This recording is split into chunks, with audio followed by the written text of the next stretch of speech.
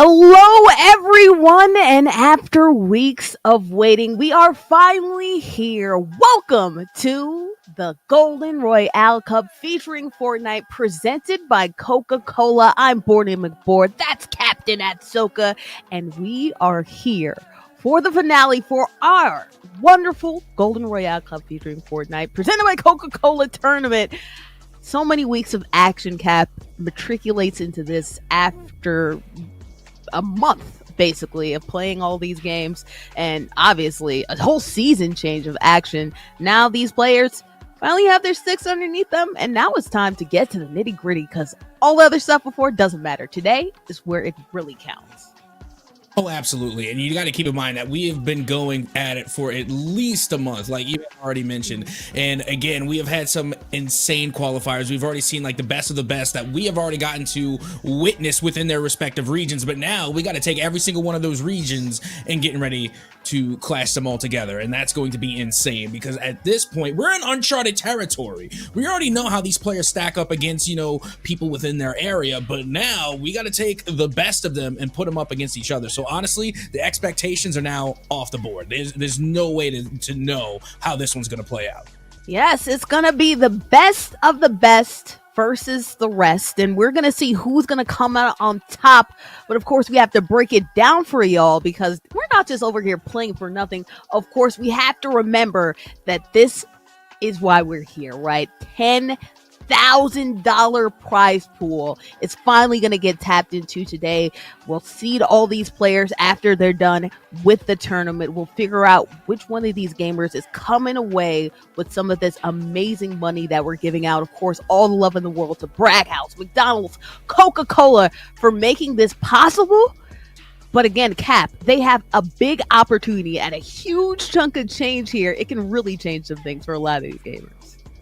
Oh, absolutely. I mean, that $10,000 can just do so much when it comes to, either, trying to get your student loans together, or even trying to pay off, maybe your room and board. There's just so much that you could do with that $10,000 prize pool in scholarships. Again, just having that can really make a big difference for a lot of these gamers.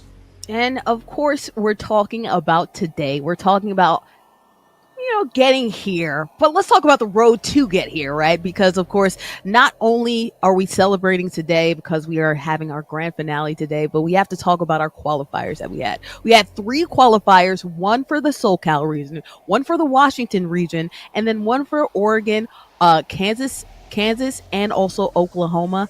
These were all on the Saturdays and weekends. Prior to this, we had a Saturday and Sunday feature, and then we had a Saturday last week. Now today, Saturday the 18th, we are going to have one big grand finale. So all of these gamers that we've seen from the qualifiers, well, not all of them, the top 25 of each of these qualifiers are now going to be going against each other here.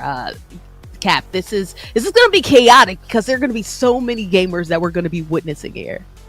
And then not to mention, you got to remember that all that went into these qualifiers. I mean, for every qualifier, there was 5 heats. So essentially, we played like 15 heats of Fortnite just to come down to the grand finale. And it has been just absolutely insane. I mean, just from the SoCal region, we're going to have Ruler and Cecile 9. We got O-Block Charlie coming through just from the SoCal region. And then, we're looking back over to the Washington region, and we can't forget about Willie B. Willie B, I think, has the most points out of any other player in the league. I mean, right now, at least within the qualifiers to now, Willie B, one of the top players you're gonna have to watch out for. Then also you got APG 40 and 240 Hertz Con coming from that region as well. But now our most recent qualifier was that of Oregon, Oklahoma, Kansas. Now this one is probably going to be the most dangerous.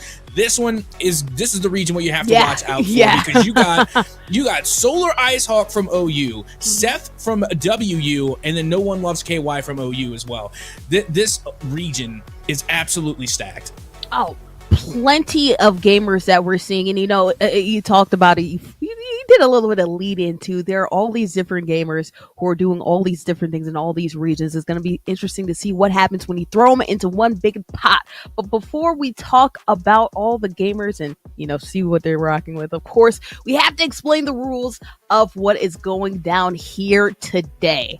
All right. Of course, standard battle royale, 100 students in the lobby. Best of the best is going to walk away with the victory crown. But of course, this is a point-based system as well. You get points for not only placement, but also eliminations as well. So we're going to do not 5 but 4 matches this time. No more resets, right? No last chances. This is all it. All right. So every single match does count. The top 3 students all together from our end of competition leaderboard will be the ones that are walking away with these scholarships. And not only that too, Cap, but they're also walking away with a Golden Royale Cup trophy. How baller is it to walk away not only with some cash prizes, but then to also walk away with some hardware as well?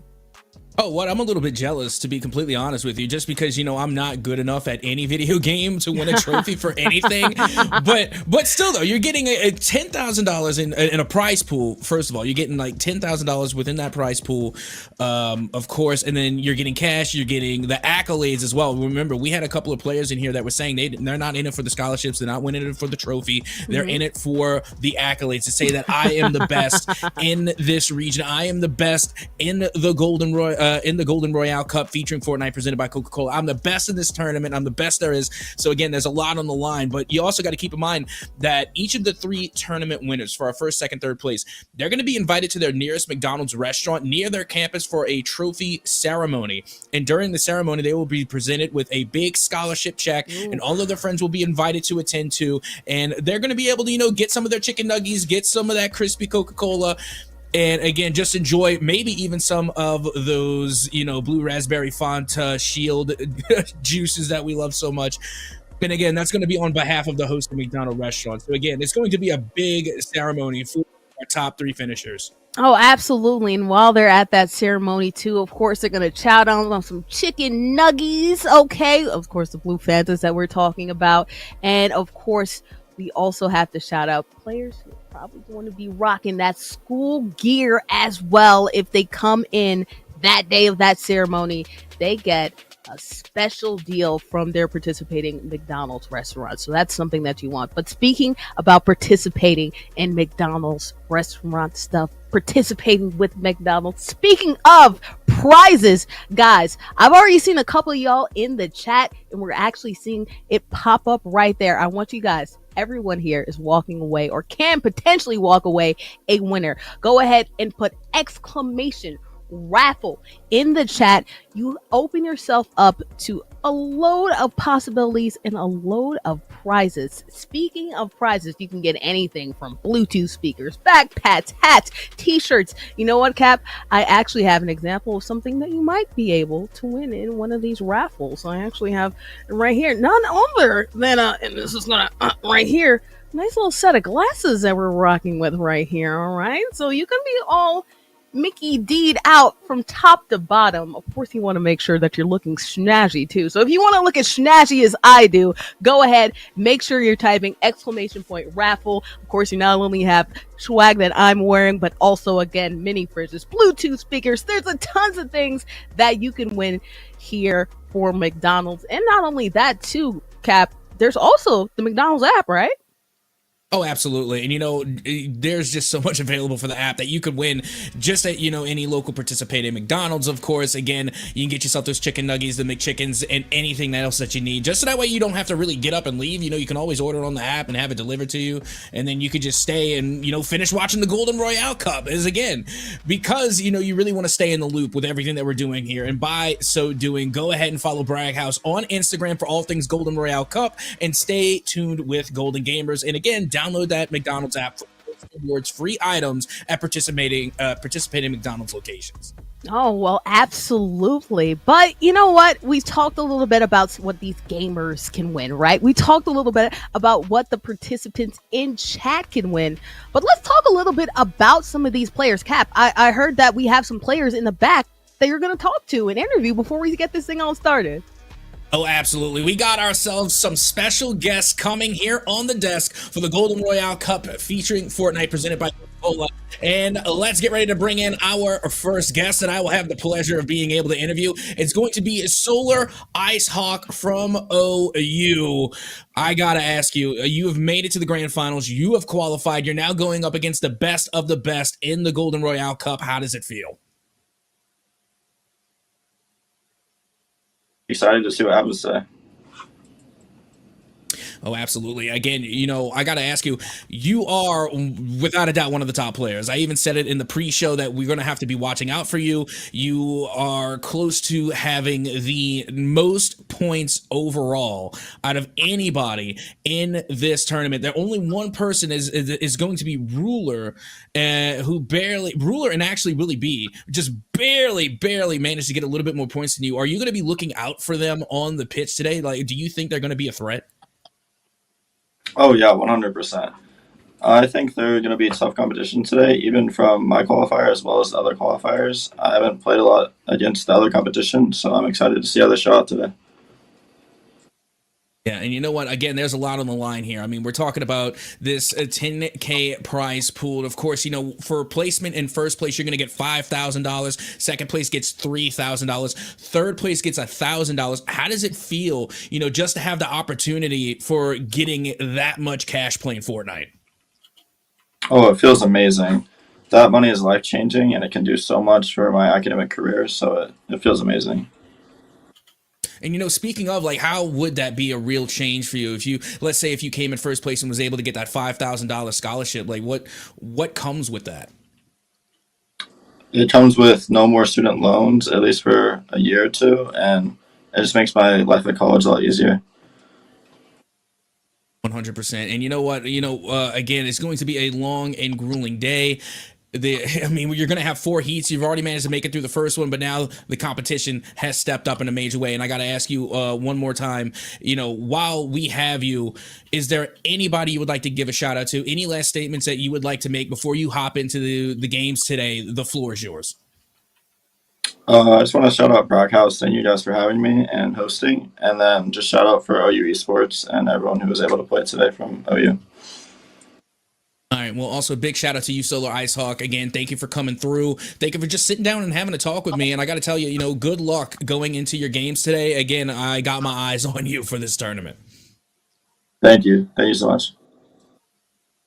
Alrighty, that has been Solar Ice Hawk from OU having to sit down with us, but now we also have another special guest coming from the same university, also from OU, the third place finisher from qualifier number 3, No One Loves KY. Now at the desk, what is going on? Well, first of all, is it No One Loves KY or is it No One Loves Kai?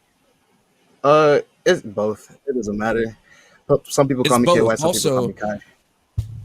Also, I love the stunner shades. As somebody who also has spectacular glasses, I'm definitely feeling the vibe. You are passing the vibe check right now. Yeah. I got the Don Dada shades.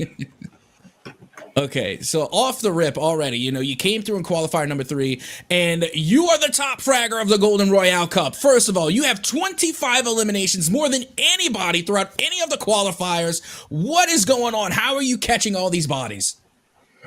I'm just like a very aggressive player. I know what fights I can take and like when I need to back off. Confidence like really plays a lot. And practice. And you know what? After getting 100%. And after getting all of those eliminations, unfortunately, the placement points for you just weren't there during that qualifier. And then Solar Ice Hawk, they managed to come in first during that qualifier. I got to ask you, are we still going to be seeing a lot of those eliminations, or are you going to try and concentrate a little bit more on your placement points this time around? I'm definitely going to chill out a little bit. I'm definitely going to not, if someone pushes me, I'm not going to back off of any fight. I want all the smoke, but I'm definitely going to chill out when it comes to placement. I'm going to try and hit that podium. I saw you was getting on to me a little bit about not getting top 3. I'm going to make you proud a little bit. Well, I appreciate that because, I'm a fan of the top fraggers. Like that's what I love to see. I like to see the elimination total going up and up and up and up. So I'm a fan of yours for sure, which is why I want to see you do good. I want to see you finish in that top spot. And, with that being said, I don't know if you already heard, we talking to Solar Ice Hawk. I got to ask you, are you looking at them as competition right now? I know y'all from the same university. Yeah, I don't look at Sona's. I look at Sona's competition. I don't look at anyone as competition, but there's some people I need to look out for. But absolutely, like anyone and everyone is some form of competition. There's some people I'm absolutely looking out for, like Zlib Khan. I'm looking out for him. He's one of those people. Um, Griot, yeah, there's a lot of people. I look out for everyone. Mad respect too, again, because we got to see what talent is actually going to be here today. It's a lot bigger than the qualifiers. And with that being said, again, there's so much on the line here. Again, first place, this is a $5,000 scholarship. You get the Golden Royale Cup trophy. I mean, what does that mean to you? Means that I can hopefully afford a better setup. College, like, definitely gonna put a good majority amount of it into college. So I don't have to worry about anything while I'm studying, like how am I gonna pay this off. So this is gonna be a big help. Okay, I got two final questions before I let you go, because I know you got to go get your warm-ups in. You got to be at the top of your game. So one of my final questions is, why is it that no one loves KY? There's a name I pulled up a long time ago. It's just like it's a long story behind it. Comes with some experience, but everyone loves KY. Yeah, I mean, I do for sure. But my final question, again, giving you a moment here. You were getting ready to go into the grand finale. You're getting a chance at $5,000. Is there any last statement you would like to make? Anybody you would like to shout out? No one loves KY. The floor is yours. I'd like to shout out God, of course, my family, my uncle, because he's the one that put me onto this game like a month after it came out. Zlib Khan for sure. Sloan, OU Esports. I don't really know Creator Blues, but I'll shout him out too. Braghouse, of course, for having me, allowing me to experience this. And my boy Griot, my coach, for sure. Well, there you have it. Again, thank you so much just for taking the time just to come chat with me a little bit. Again, I know you've got to get your warm-ups underway, so I just appreciate your time coming and, being able to talk to the top frag of the Golden Royale Cup featuring Fortnite presented by Coca-Cola. I got to tell you, it's been an honor. For sure. Appreciate you. All righty, well, there you have it. That is our two interviews that we had lined up for you today. Bordy McBoard, I mean, come on, those are two of the top players we're going to be watching from today. Oh, yeah. And of course, I always shout out that it's interesting to get into the mind of some of these players and get to know. You know what? I like those stunner shades so much. I was about to take off these lovely, again, McDonald's glasses that you can go and get potentially if you type in exclamation point in the chat. Exclamation point raffle in the chat. I apologize. But again, I'm loving the swagger that we're getting from a lot of these gamers, and I'm loving the shouts out as well. A lot of these gamers, whether they looked at some of their competition that they may have gone against in the past, or whether we're talking about competition that they saw during the games or from stream. You have your targets and you have people that you should watch out for, but then you also might have some players too. Again, we should not be remiss and talk about some of these other last chance qualifiers where a lot of players ended up really turning it on and just flipping around their whole groove. I want to actually mention one of those players that we saw, and that was Get Rex, which was amazing. They did a great job before just turning things around. So there are different players that we've seen throughout this tournament who are just doing their thing. Of course, knowing KY and seeing what they're doing as well. But you already mentioned some of those top ones. We saw Willie, right? And Willie is a baller. Willie just knows everything that they're going against. Ruler, also great as well. And then you have Solar Icehawk, but then you also have Seth. No one loves KY. There's so many good gamers here. I'm interested to see, maybe some of them are holding back a little bit earlier on, but right now it's for real. So this is where you can let everybody know, oh, those other times I was just testing out the waters. Now it's game time.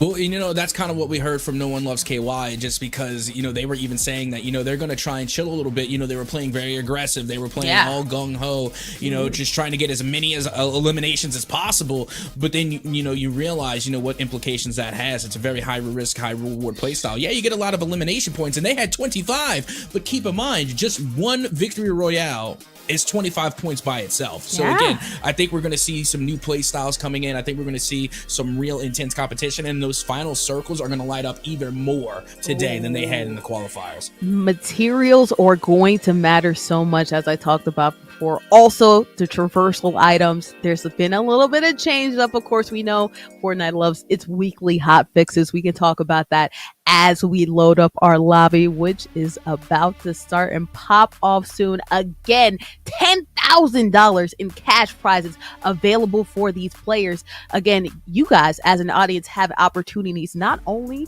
through the McDonald's app, not only through !raffle in the chat, but make sure you are going to app.braghouse.com so you can get all the wonderful brags at your disposal. You can make some predictions, and with those predictions could come some potential prizes. Again, use those brag bucks in order to figure out what you want.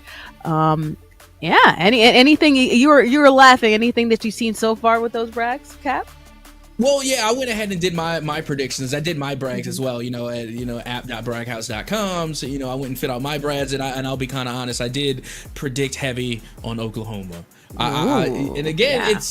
It's just a great region. But with that being said, maybe I should have put a little bit more respect on SoCal and the other regions again, because we got Ruler, we got Willie B. But at the same time, there's just I don't know if I made the right choice. But at the same time, I'm pretty confident that I have. I don't know. I just really don't know. I just hope my predictions are correct. Well, we won't know until this thing kicks off. But I do know this: we are gonna throw the break. Make sure that you're going to app.braghouse.com to see if you can outpredict us right here at this caster booth and maybe end up getting some brag bucks and swag of your own. I'm Boarding with Board. That's Captain Axjoka. We will be back. Can't wait to get our grand finale started. Yes! McDonald's? McDonald's. Okay.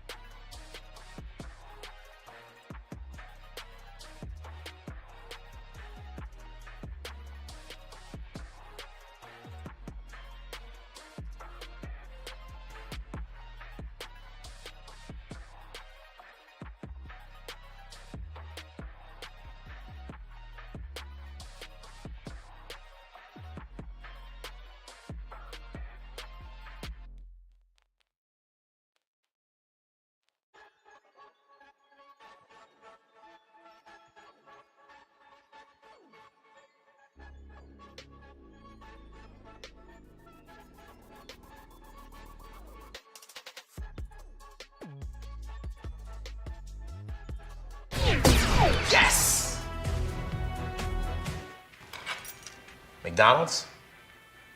McDonald's. Okay.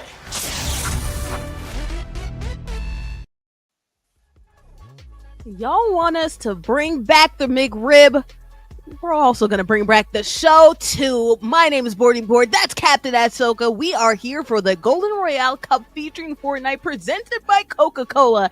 And now, guys, it's time for what you've been waiting for. The grand finale of this tournament is happening today. It's happening in a couple seconds, Cap. We've seen some excited players. Now it's time to throw them all into one big pot and see who comes out on top. Oh, absolutely. And, that's why I came correct today. It's the grand finale. I got to bring a little bit of the drip. Although I will say I'm not as drippy as a McRib, but, I'm still pretty drippy, I got to say. There's a little extra sauce with it, Again, maybe not as much as the Mambo sauce, but still some pretty good sauce that I'm bringing to the stream today. But with that being said, we got to see what type of sauce is going down on the OG map in Fortnite, because we are getting ready to go into our first heat of the day of the grand finale. And remember, there's going to be 4. So there's going to be plenty of opportunity for these gamers, for these players to do the absolute best that they can. And boy, you got to remember, we have already seen some instances where some players, they might trip up in rounds number 1 or 2 and then absolutely pop off in 3 to 4. So again, plenty of rounds to go through, plenty of Fortnite left to get to. Oh, plenty of action to go around. We have our sweet fits that we're rocking today. And of course, we're hoping that we see some heat in these heats, just like the sweet and hot sauce that's going around on McDonald's right now. Make sure you're downloading that McDonald's app. Not only do you have an opportunity to some great food, but then also Royale Cup tokens, which you can redeem at app.braghouse.com/store/list. Just go to app.braghouse.com. Plenty of good things there. But speaking of good things, German Inzusa, we saw them last time, I believe, that Sunday qualifier that we had. They played decently, Cap, and unfortunately, they didn't this time. They got instantly packed out. Yeah, we remember Rex. I'm pretty sure Rex was from our last qualifier, right? Qualifier number 3, yes, it was. if I'm not mistaken. So that was like qualifier number 1 versus qualifier number 3 right there. And qualifier number 3 has taken it. And you know what? Hang on, I just got to check something really quick, because I'm really hoping that it's Rex is actually from. Yes, they are, and they're from GFU. I was really hoping they were Oklahoma. I don't know if GFU is Oklahoma or not, but you got to remember, I got all my brags on Oklahoma. I need Oklahoma to do well today. Remember to go to app.braghouse.com, not only for the swag from your golden token things, but also from, for all the free things that you might get for making those predictions. So make sure that you're doing that. KY that we saw earlier in the interview, getting 2 eliminations already. Of course, there's so many more gamers in this lobby, which means, Cap, we're going to see a lot of eliminations fast here. Speaking of, I better see everybody that was at qualifier number 3 showing out for Ducksworth right now. Ducksworth is the biggest celebrity, apparently, that we have at the Golden Royale Cup, like featuring Fortnite. Again, the amount of support that Ducksworth has showed up, like in the chat for qualifier number 3, like if I just had like, even a fraction of that type of support, I don't even know. My life would be completely turned around. I'm chasing whatever clout that, Ducksworth is getting right now, because the chat was popping off the other game, of course, in support for them. Didn't do so hot though initially, but at least has 1 elimination to their name. Of course, we're early in this lobby, 45 players out of 50 remaining. So plenty more opportunities for them to either get eliminations or get eliminated themselves. But y'all better be hyping up the GOAT, or at least the person that you talked about like they're a GOAT. Ducksworth doing their thing and actually heading towards risky reels here towards another opponent. Yeah, and it's so funny because even, I like to call them the quackers, the Ducksworth fans, they were quacking in the chat for qualifier number 3, and, they're convinced, they're 100% convinced that Ducksworth actually won qualifier number 3. They were the top spot, not Solar Ice Hawk. So again, I better hear some quacks in the chat for Ducksworth, for sure. As you can already see, they're trying to get their second elimination. Oh, trying to get that second elimination in a hurry. Somebody else also in the vicinity as well. Probably going to have to work work on their shield. Their shield is actually not that great for a skirmish. Of course, the storm is now starting to close in. They're well within it. They don't have to worry about that. They have to worry about their opponent. Let's see who's going to get clapped out at this Ducksworth. Huge amount of damage right there. Talked about the lack of shields, and it's actually an SD, them dropping down by their own fruition that ends their chance, or at least at the first heat. Yeah, but it was Clouder. I like to roll my R's. It's Clouder. Clouder that managed to come through and put it into Ducksworth. And it comes to find out that, unfortunately, that duck could not fly. They got eliminated by the fall damage there. But now you can see Clouder already making their way away from Risky Reels. And I think they might have a read on another opponent there. You can see one that's held up inside of that house. But I'm wondering if Clouder is going to be able to pick up on that. Just a quick side note, a little disappointed that Ducksworth, not from Oregon, it would make sense. The Oregon Duck would make sense. Instead, we're actually seeing a little bit of University of Oklahoma versus University of Oklahoma action before Clouder goes to school with Duckworth. So that's going to be interesting. But now we're seeing another skirmish going on, and it's, of course, you love this, right? It's the bush tactics, but it's the bush tactics wide in the open. It's so goofy, Cap. Oh, I love it, because you're like, why is that bush building? Why is that bush, firing upon me at this very moment? How did that bush just build a fortress? What is happening? But take a look at this Clouder. They're playing really smart. They're playing the long game here. They know that they have to get placement points. It's not all about the elimination points. We've already said one victory royale is worth 25 eliminations. That, again, goes a majorly long way. So, again, right now, you can see Clouder definitely going to be playing more for those top placement points, and they are just trying to win this 1v1 elimination battle.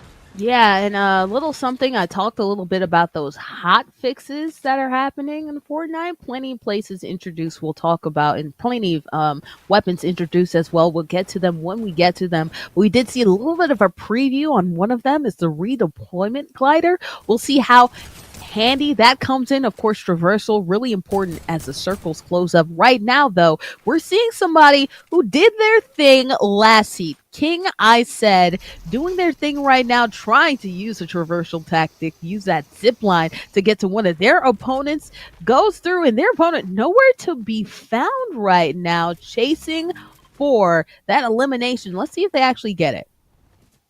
And again, King, I said, is somebody that we saw often, because they were always in the middle of the pack. They weren't silent by any means.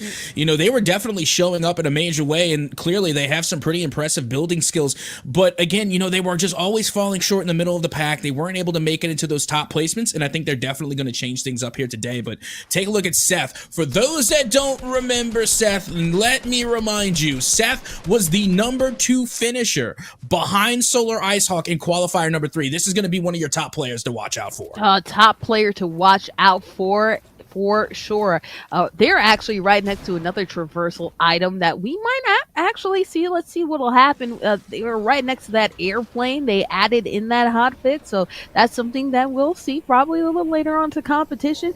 They instead are using something that we're used to seeing, of course, that good old rift. Go ahead and get a good lay of the land, see where everybody is at, and they're actually going towards Loot Lake, probably going to use that to get another boost and another rift up into the air. So they're going to be gliding for a long time, it looks like, and it looks like they're actually going to be gliding into a little bit of a scurry. Loot Lake a little bit popping right now.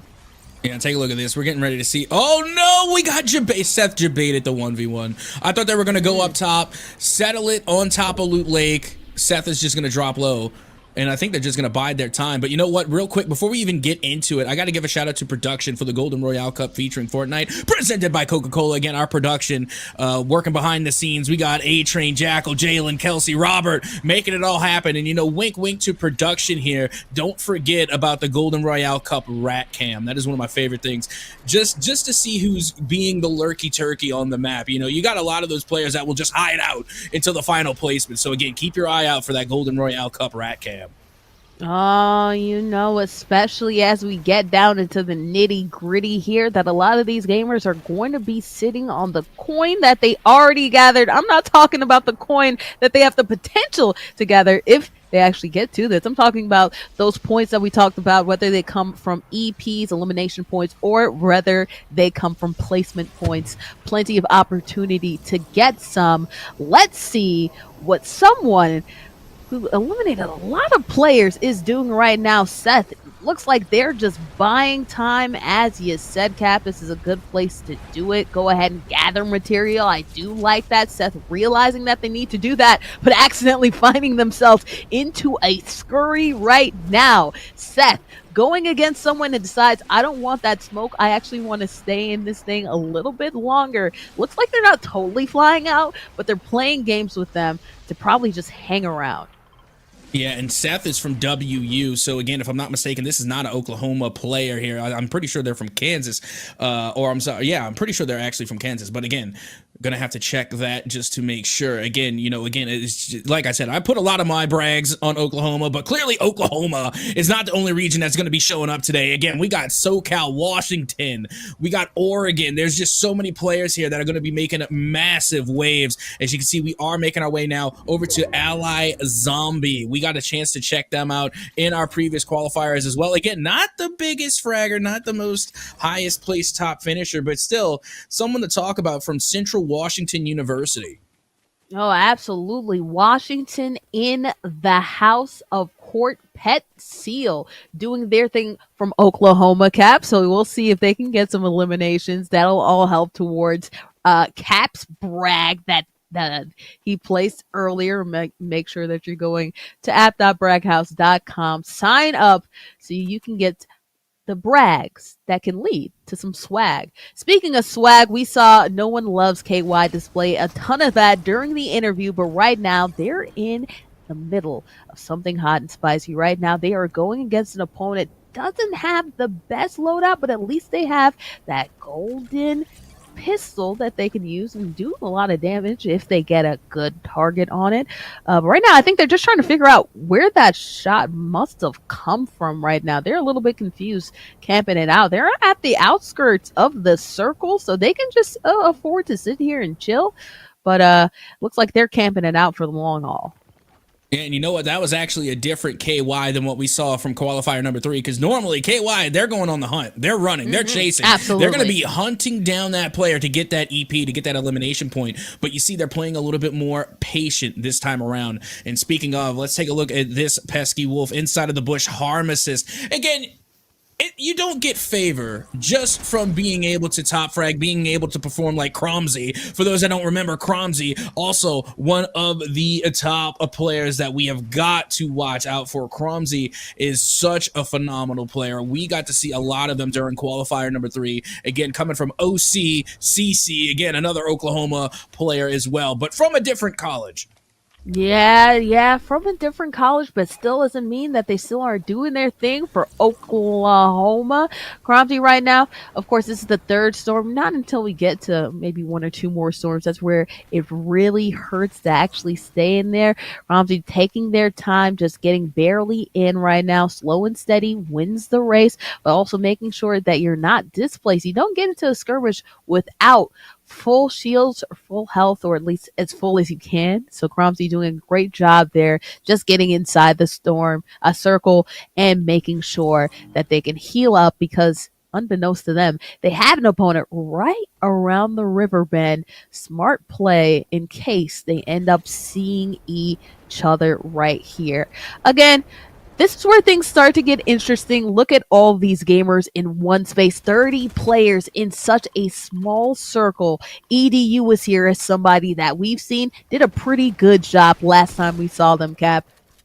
Yep, that they did, and now they're trying to replicate a little success here as they are caught in a 1v1 already. Shots has been traded out, and EDU is no longer here. They were taken out by ZippedCon, and for those that don't remember, ZippedCon was one of the players that made it through the last chance qualifiers during those round 5 heats.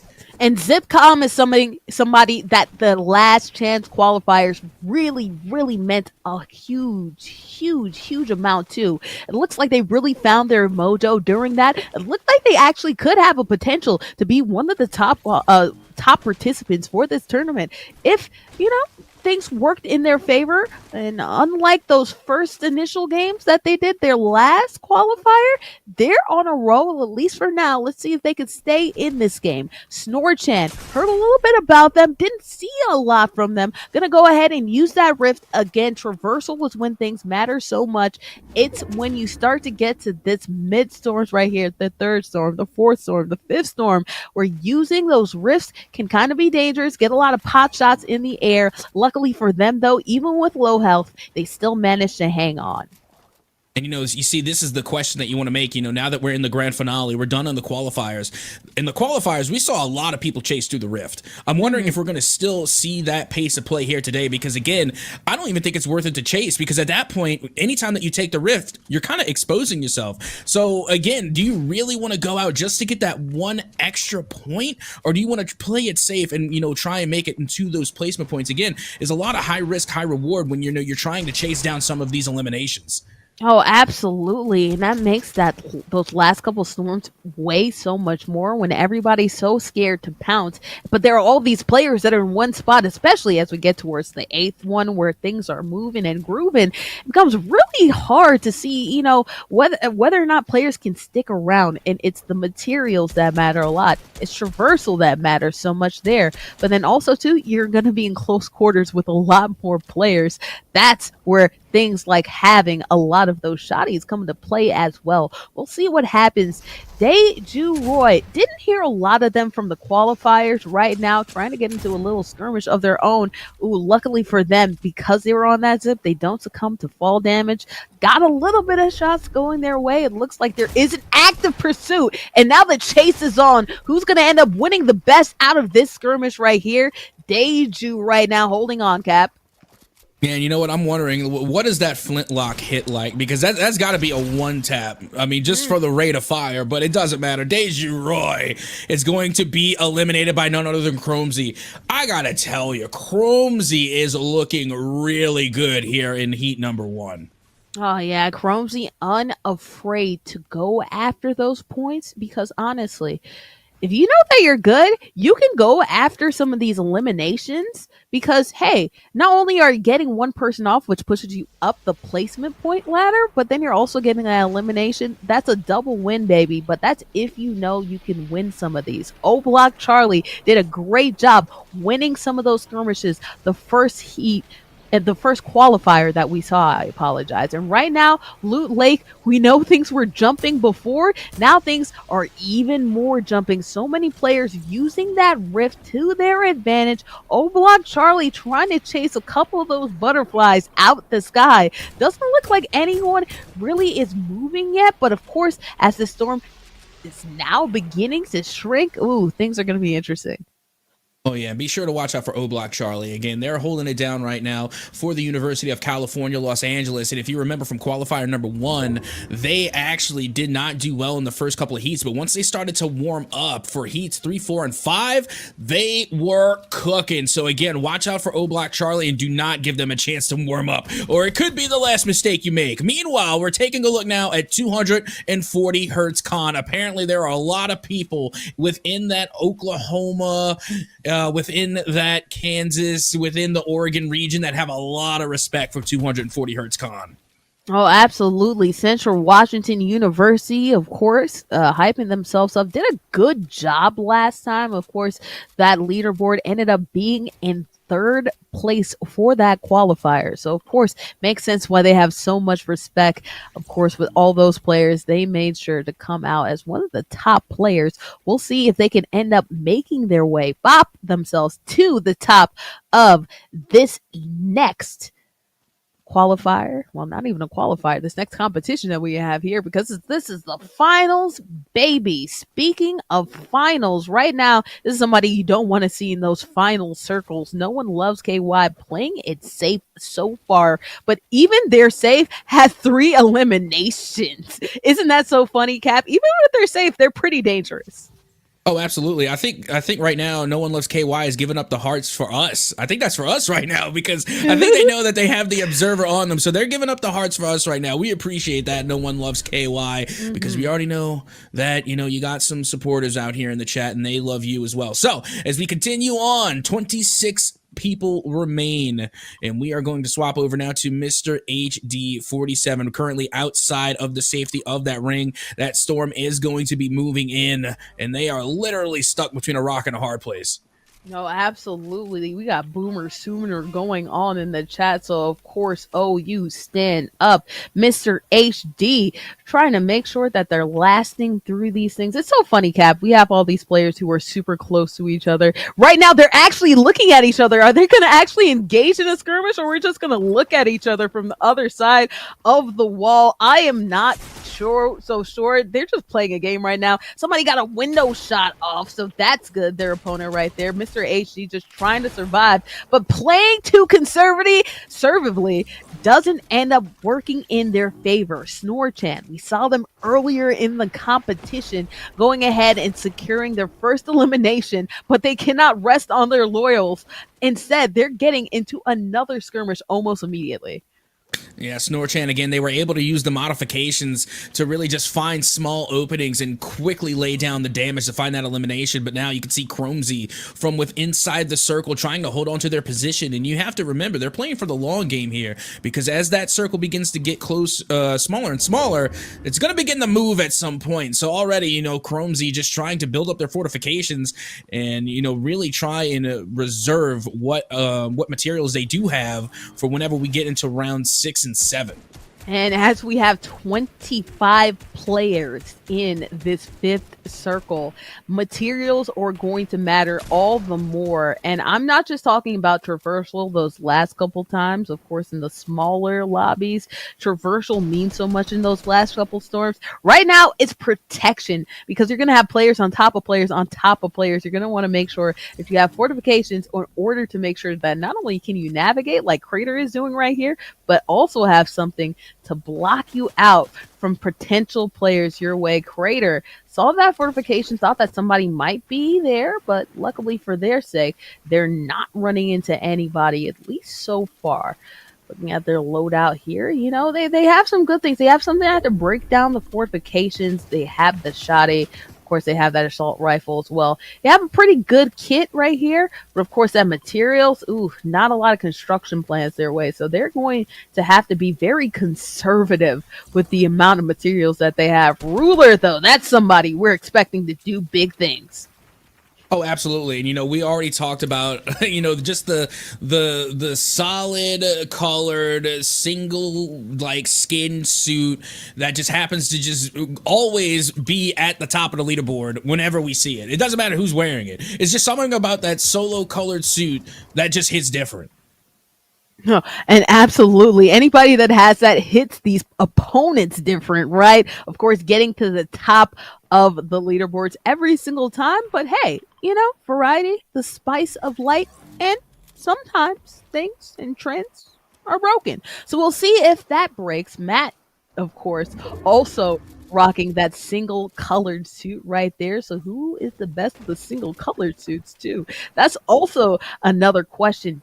22 players. Look at all of those arrows on that mini map right next to each other. It's inevitable. Somebody's going to pop off on another. Matt is feeling aggressive, going out in the open right now. Everyone is huddled up. They decided, I am going for glory. Matt, unafraid to be aggressive.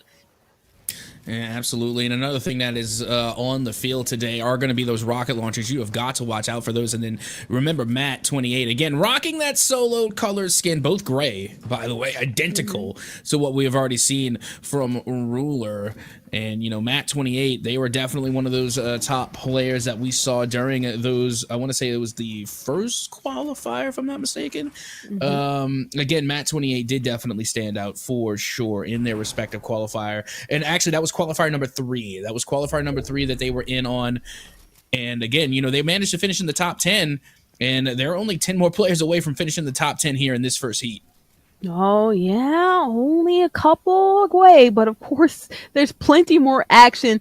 The 7th circle is slowly approaching. We know number 8 is where things get even more spicy, because that's when things start to move. And with all these players literally right on top of each other, things are about to start moving and grooving too.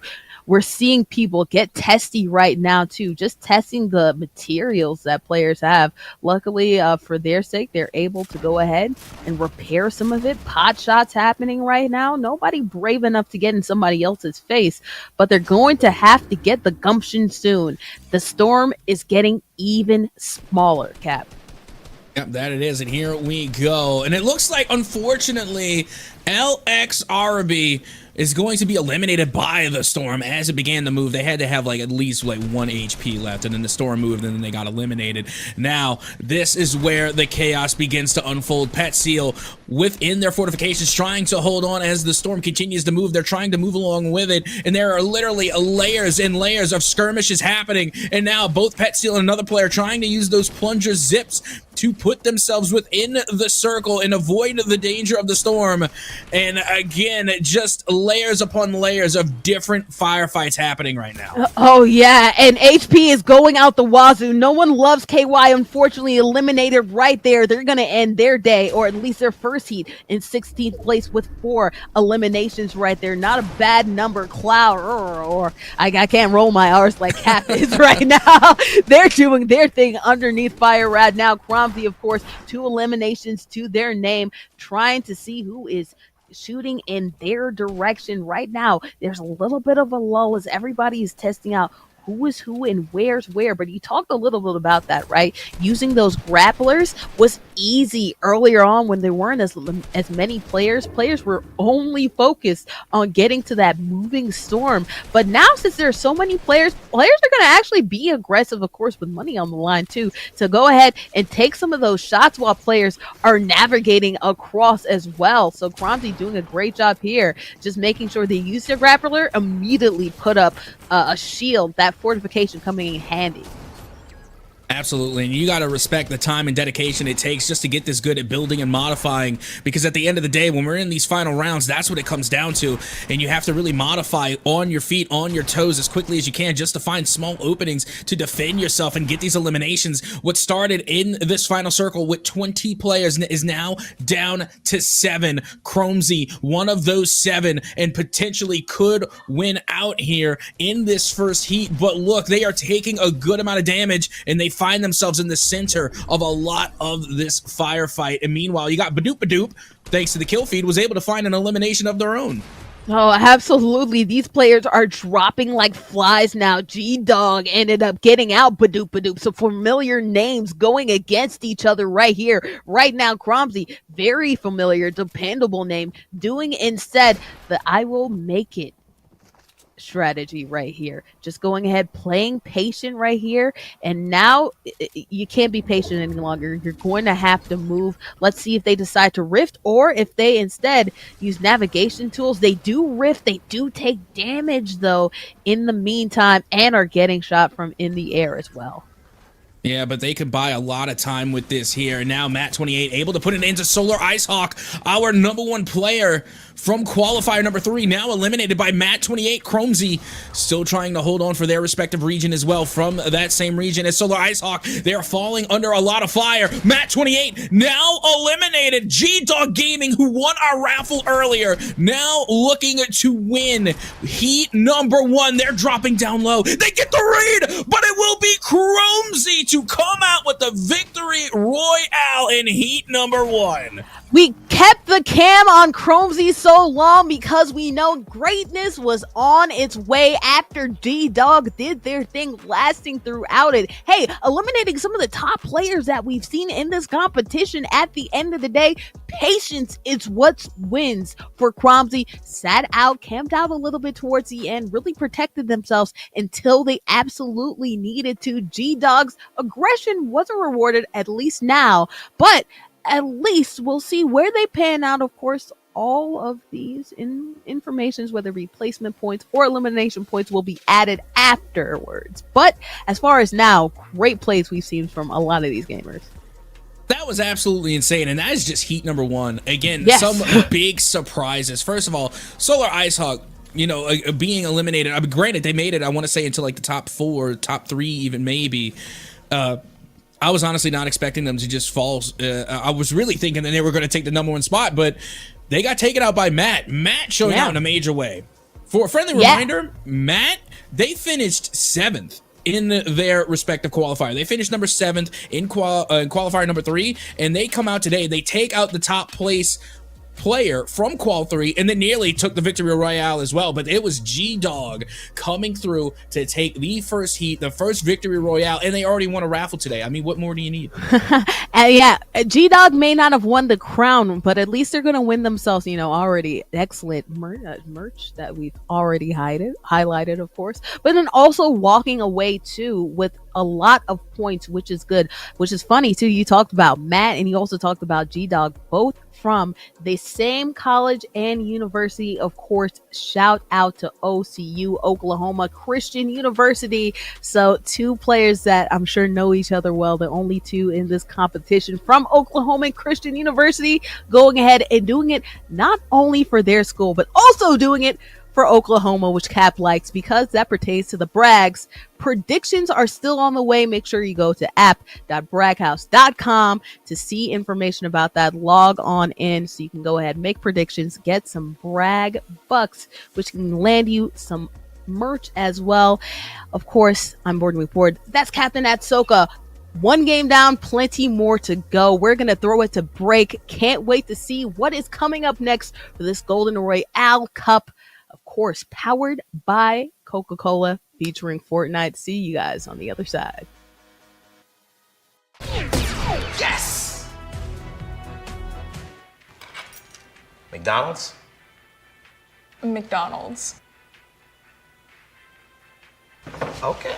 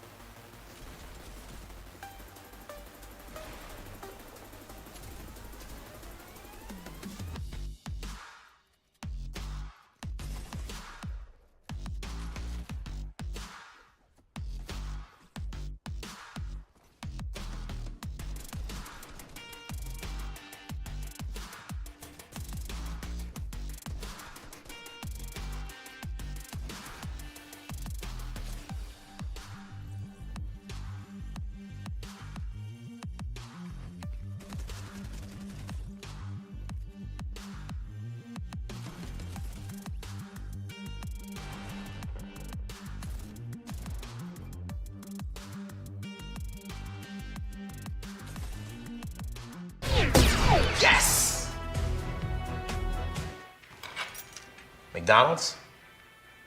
McDonald's. Okay.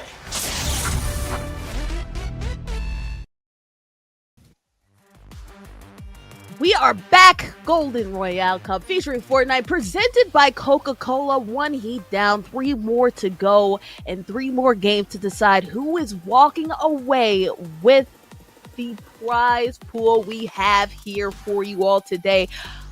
$10,000 prize pool, of course. 3 gamers will be walking away with significant scholarship money.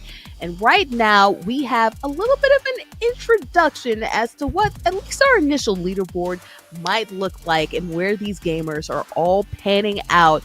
A lot of action that happened. And of course, now we can actually see not only where they're placing in terms of placement points, but also elimination points as well. And again, this makes me really happy because there's a lot of Oklahoma on this board right now. Let's go. Chromesy and G Dog holding it down for the homie. You also got Matt up in there. You got It's Wrecked, Solar Ice Hawk.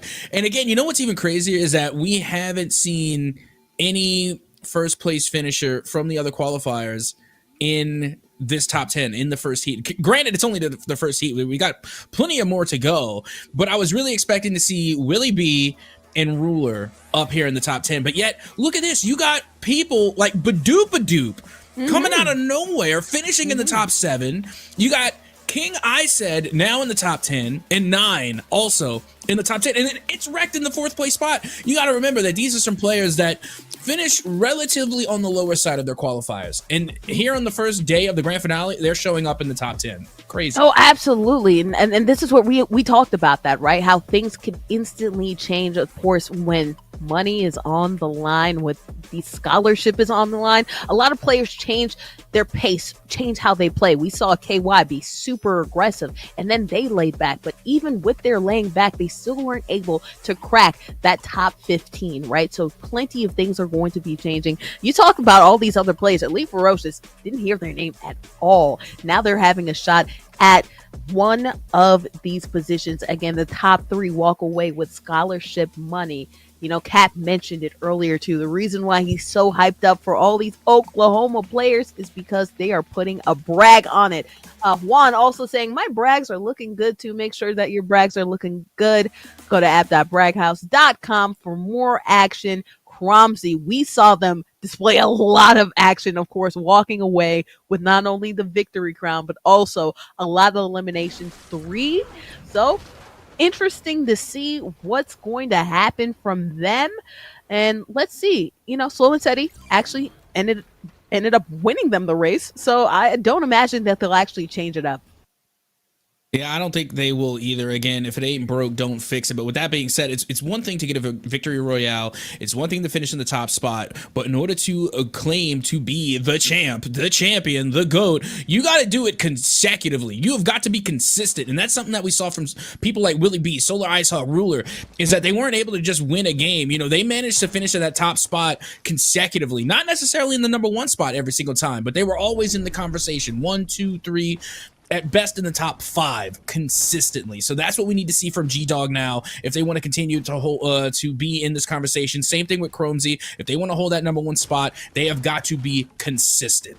Hey, Jordan isn't looked at as being one of the GOATs in basketball because he only scored like 50 points once, right? It was time and time and time again, and important and in clutch situations too. So it's not only, we could talk a little bit about it. It's Wrecked 8 eliminations. That is crazy. That is insane, especially for a first game. However, they ended up only placing in 4th. It's not only just doing it just cause or, putting up eliminations, putting up points, is putting up points in meaningful situations, putting up elimination in meaningful situations. It's Wrecked got up there in the leaderboards and can continue their quest to continue up there, of course, eliminating their opponent, going ahead. 44 players remaining so far. Cap, we can talk a little bit about this. Last time, the last couple of qualifiers, of course, there weren't as many players. So it was usually 1 POI per player. Now, because there are so many gamers on this map, these skirmishes are happening so much earlier. And that's why we're seeing a lot of players really in unhealthy situations when it comes to their health situation. EDU getting eliminated again early.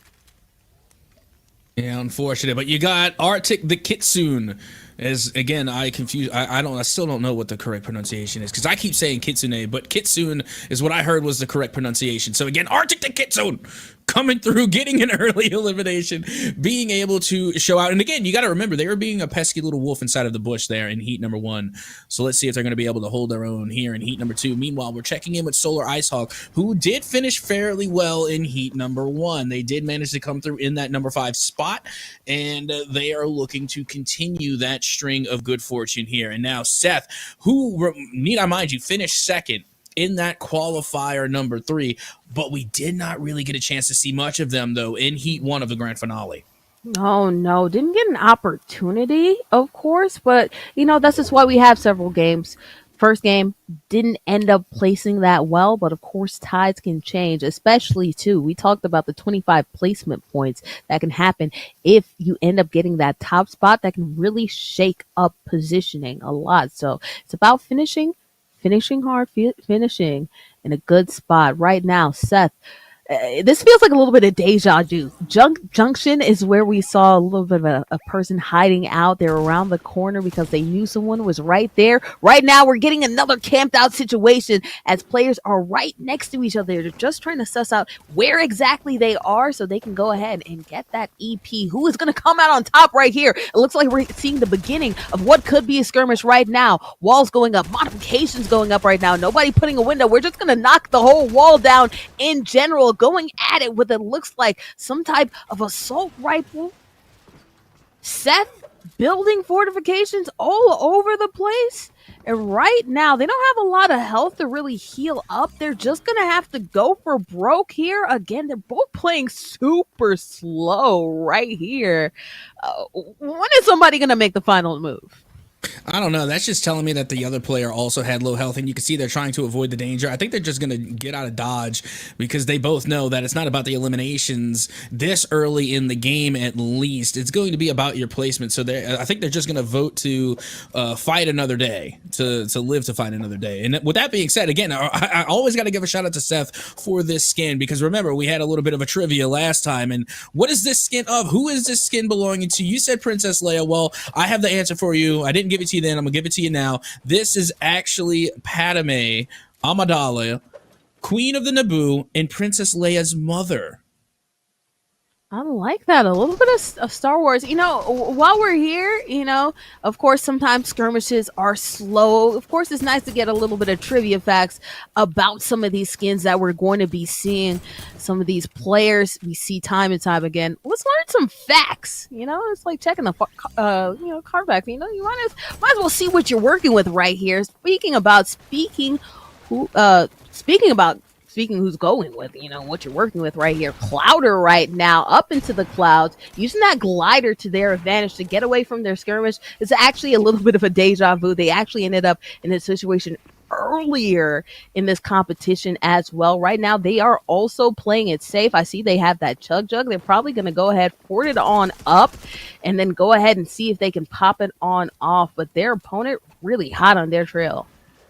Yeah, and Clouder, again, they managed to finish in 9th during that first heat, so they're going to try and, finish in the top spot again just because they did make it into the top 10. That is still a nice chunk of placement points for them. So, again, they're going to be looking to place even higher, and the fact that they got someone so hot on their heels already is just detrimental to Clouder. And, I'm wondering who's on the other side of this fight. I know it was a Lara Croft skin, but I didn't get to put a face to a name. As you can see, they do force their way in. The shots are being exchanged. Clouder is still somehow standing. Laura hunting Clouder like she's hunting all those great treasures in the tombs. Right now, Clouder on basically one hit. 3 HP left to their name. They are trying to stay into this game. Let's see if it becomes a little bit of a chase. Really utilizing, this is why having traversal tools so important. Using it so well. Picking up that bush, probably going to go ahead, disguise itself, but adds to the camouflage. Right now, they are safe, and they don't even know it right now. Their opponent deciding not to go after them. Clouder just barely getting out of that skirmish. But They have to move eventually as the circle continues to adjust itself, going on the complete other side of the map. Matt, we saw them place pretty well. Third place, the last skirmish, German Insua. We saw them. They only lasted about a minute on the map, and this time they lasted much longer, but only but so often. Creator Blues, who we saw at the last qualifier, do a pretty good job. Well, right now, Creator Blues trying to make sure that those blue hues can go up in the ranking right now. One elimination to their name and hoping to get more. Oh yeah, and you also got to remember during the interviews, Creator Blues actually received a shout out there from No One Loves KY. So again, Creator Blues, they got some fans not only in the Twitch chat but clearly in this very lobby as well. So again, it's good to see that type of sportsmanship, that type of camaraderie that that comes from playing Fortnite. And again, that's just really good to see that we do have some friends that are playing against each other here. Meanwhile, we're going to check back into Ally Zombie, who is right outside of Loot Lake, along with 2 other players right now. And again, Ally Zombie, we've seen them a little bit, doing their thing. Ally Zombie, of course, representing Central Washington University, so the Washington region, doing their thing right now, using bush tactics and also just chilling. It looks like they are going to play the long game, wait for the long haul, but unbeknownst to them, or maybe beknownst to them, they have 2 other opponents around their vicinity. It looks like Loot Lake is basically the place for people who just want to chill right now. They're just moseying on in, cracking a cold one on the lake, just chilling, having themselves a nice little pool party. Because nobody seems to be doing much. Right now, though, Matt, all about that smoke. Always doing a lot. And Matt seems to be in a skirmish right now. Fire from up above. They are dodging and ducking it right now, gathering some more materials. They're a little bit low right here and just trying to play it safe. Don't know who they're in a skirmish with, but it looks like they probably got a little bit disinterested in it, wanting to live another day. And honestly, pretty smart for them because they probably don't know they're going against one of the best competitors in this competition. Smart for them to back off. Absolutely. I mean, Matt, again, has been a top player, continues to be a top player, currently in the 3rd place spot after heat number 1. And again, rocking that solo gray skin is something popular. But now let's check back in with Ally Zombie. Thanks to the Golden Royale Cup rat cam. As you can see, they're not going anywhere. They're going to be stuck right outside here at Loot Lake. And, there's a reason for it, of course. One, because there's a player directly across from them. So that's danger. Not to mention, they are literally smack dab in the middle of the ring. Right now, Ally Zombie, they're playing for position here. They're trying to read the ring so that way they can know where to go to avoid the storm. They're playing for the long game. And speaking of, how about Cairo Cat, now featured by the Golden Royale Cup Rat Cam? He's just standing there menacingly.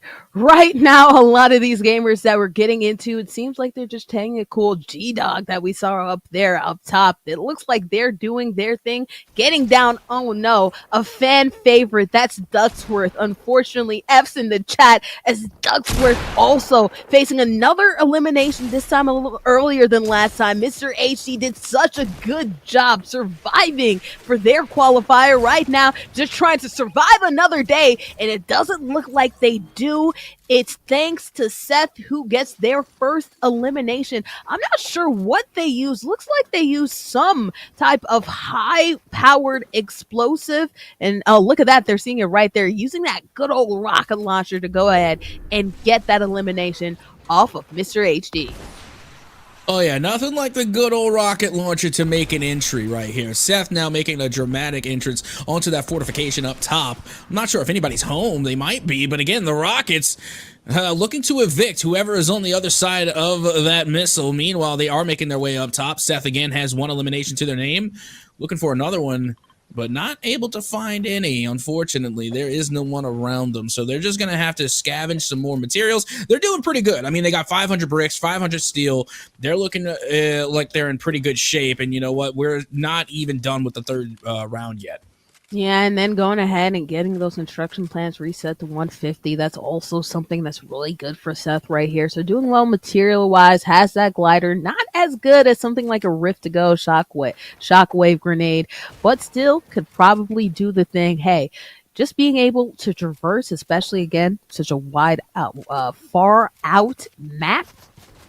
It's just nice to have something where you can navigate quite quickly. It seems like they're navigating their way to another skirmish as Seth seems to find themselves always in the mix. Seth right now, no shields left to their name, trying to go ahead and build around them quickly to at least get a little bit of that shield up to go. Can't quite get half all the way, but in the middle of that skirmish, oh my goodness, it looks like they're probably only one or two more hit. Gonna go ahead and heal again, really making use of having those smalls and using it to their advantage. Cap, love to see it.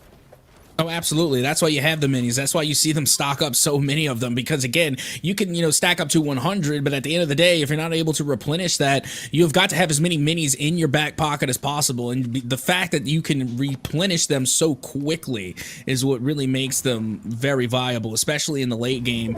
And meanwhile, we're still not even through the mid game yet, and Seth is already putting them to great use here. As now they're looking to get another read. They still have the rocket launcher, able to connect with the fortifications, but not with the player, and now it's just a constant exchange. And you already know that there's got to be another player from the outside in that is hearing the ruckus and might be moving on their way in to try and get a third party. Yeah, what makes it interesting is that they are outside the circle, but the storm is only just now shrinking. They're probably not that much in danger, so if somebody did want to chase, they can go ahead and do it. Right now, though, it looks like Seth and their opponent are going to be at a standstill right now. Of course, they're well inside the storm. They don't have to worry about moving. Seth going ahead and doing a great job just resource gaining, just going ahead and getting more resources, getting more material to work with right here, and setting up that good old protection to make sure that they can navigate well, peeking. And it seems that their opponent decided, hey, I'm going to back away from this. Their opponent probably also going ahead and gaining more material. So a little bit of a standstill. We'll see if Seth and their opponent decide to go back at it. Have to shout out Jayhawk in the chat, who is, of course, shouting out Matt. It's no surprise that Matt also coincidentally happens to be from around that area. So shout out to Matt, actually a Jayhawk. You think that a Jayhawk would be from University of Kansas, but actually a Jayhawk shouting out somebody from Oklahoma Christian University. How cool. Sportsmanship. Yeah. Oh, absolutely. But the person that we just saw in a skirmish there with Seth, I think it was Bluzro. And for those who don't remember Bluzro was the first player in the Golden Royale Cup featuring Fortnite presented by Coca-Cola to hit a 20 bomb in the qualifiers. In qualifier number 1, dropped 20 eliminations only to be outdone by No One Loves KY. So this is not a player you want to get into a skirmish with. Again, we didn't really get a chance to see them get a victory royale, but when it comes to getting eliminations, they are close to none. Well, you wanted action. It looks like we're about to have it. Several players landing on top of each other. Fortifications being built already. Bloodsrow after whatever player is on their way right now.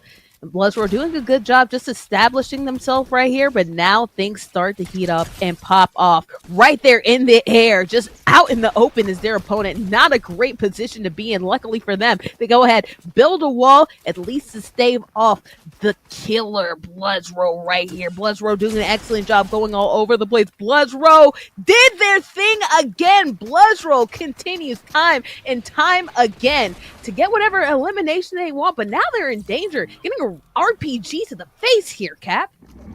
Oh yeah, here comes that pesky third party that we were talking about earlier. But right now, Bloodsrow doing what they do best, getting eliminations. They now have 5 to their name. That's going to be 5 additional points no matter where they place. And that's really the good thing about elimination points is that for whatever reason, if you can't get any good EP, that's still extra points on top of your placement, no matter where you place. So again, it's just really good to have in your back pocket. Honestly, I think we should give them more worth. I would say maybe 2 per elimination, maybe. I don't know. Captain might be captain. But regardless, again, having those eliminations in your back pocket can go a very long way. Meanwhile, we're going to check in with Henny, who is just over here. I think just going to be buying some rift nades, but no, I think they're going to stick with those. What are those? Some portaforts there. I think maybe we have, again, that traversal element that you like so much, the plunger zip. Good to have as well, but I don't know. I think I would want to get some rift nades right about now. It's interesting, right? Because we have seen some players, especially towards the end, use shockwaves to their advantage. They can probably break down, kind of act like an RPG in itself, and kind of remove a lot of these fortifications that players have, especially if you use it yourself. But I would personally replace the shockwaves for that rift to go. The rift to go, so clutch. Storm now, I would probably not use it again. I talked about, fours where players are close, but still far away enough to hit you, pot shots up in the air. But especially as you get towards the end, it's going to matter so much. So Henny doing a great job going ahead, finding at least a little bit of shield, which is great, exactly what they needed. And then going ahead, walking away with that rift. Smart, and I think this will actually help them in the future. Yeah, and you know what? What happened was that they were trying to actually get the rift to go, but they didn't have enough material. It cost 300 wood, and unfortunately, Henny just didn't have it, and now it's going to cost 300 brick, which Henny doesn't have that much either. So again, they're not doing good as far as material is concerned, and that could be a detriment along the road. Meanwhile, Snorchan is going to be on the good side of the circle here. They are going to be able to avoid the danger of the storm, and it looks like they're playing for the long game as well, just holding on to their positioning. And if you look at their loadout, pretty good already. I'm looking at that golden quad launcher. My goodness. And they got 2 rift goes and 6 minis in their pocket. Oh no, I'm loving that loadout. And again, especially too, because there's so many players on top of each other, having those big explosives are super important, I feel, going to those smaller storms.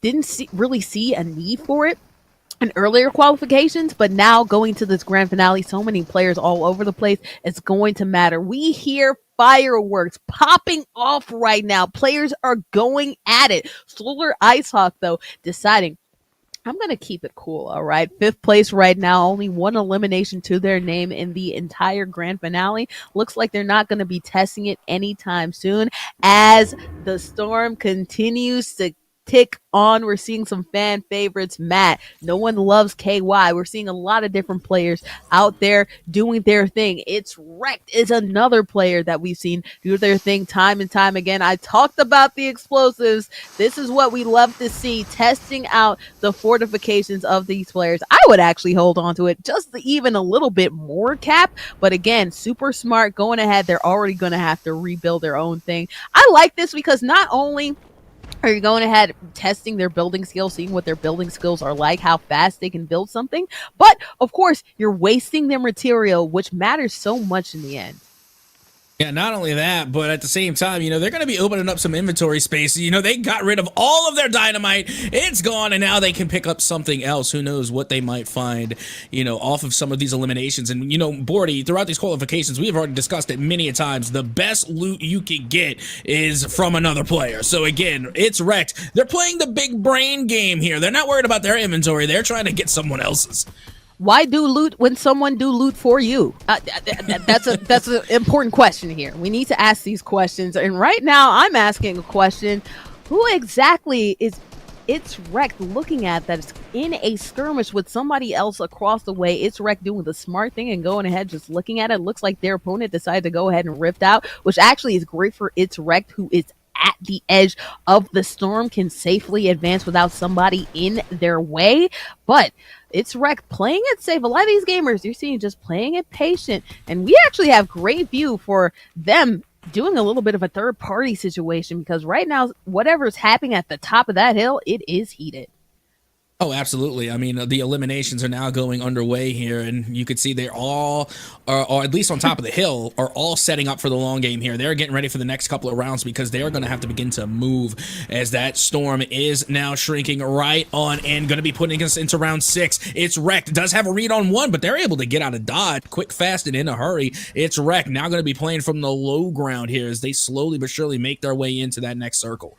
It's always a question as to whether or not, you're getting into position. Do you sit and do you wait to see if everybody else goes into position? Do you just go ahead and go while you feel like nobody else is looking? Or do you go ahead and camp and get some of these eliminations right now, waiting until the great last minute, going ahead, knocking off our leader? It's Wrecked, knocking off Cromsey. Good job right there. Again, patience, doing its thing, waiting to the last minute to go ahead and shift to the circle, and found a treat, which was Cromsey. left their defenses wide open, and they took advantage. Ruler was the ruler of one of our competitions earlier on. Right now, just trying to get into our top 10 boards.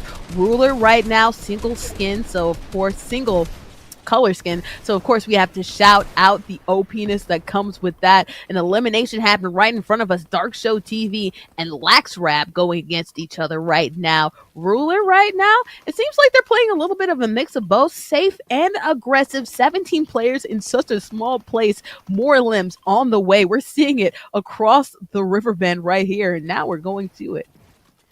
Yeah, I don't think people really understand what It's Wrecked just did for the rest of the lobby by taking out Chromesy. They have just opened up the entire leaderboard.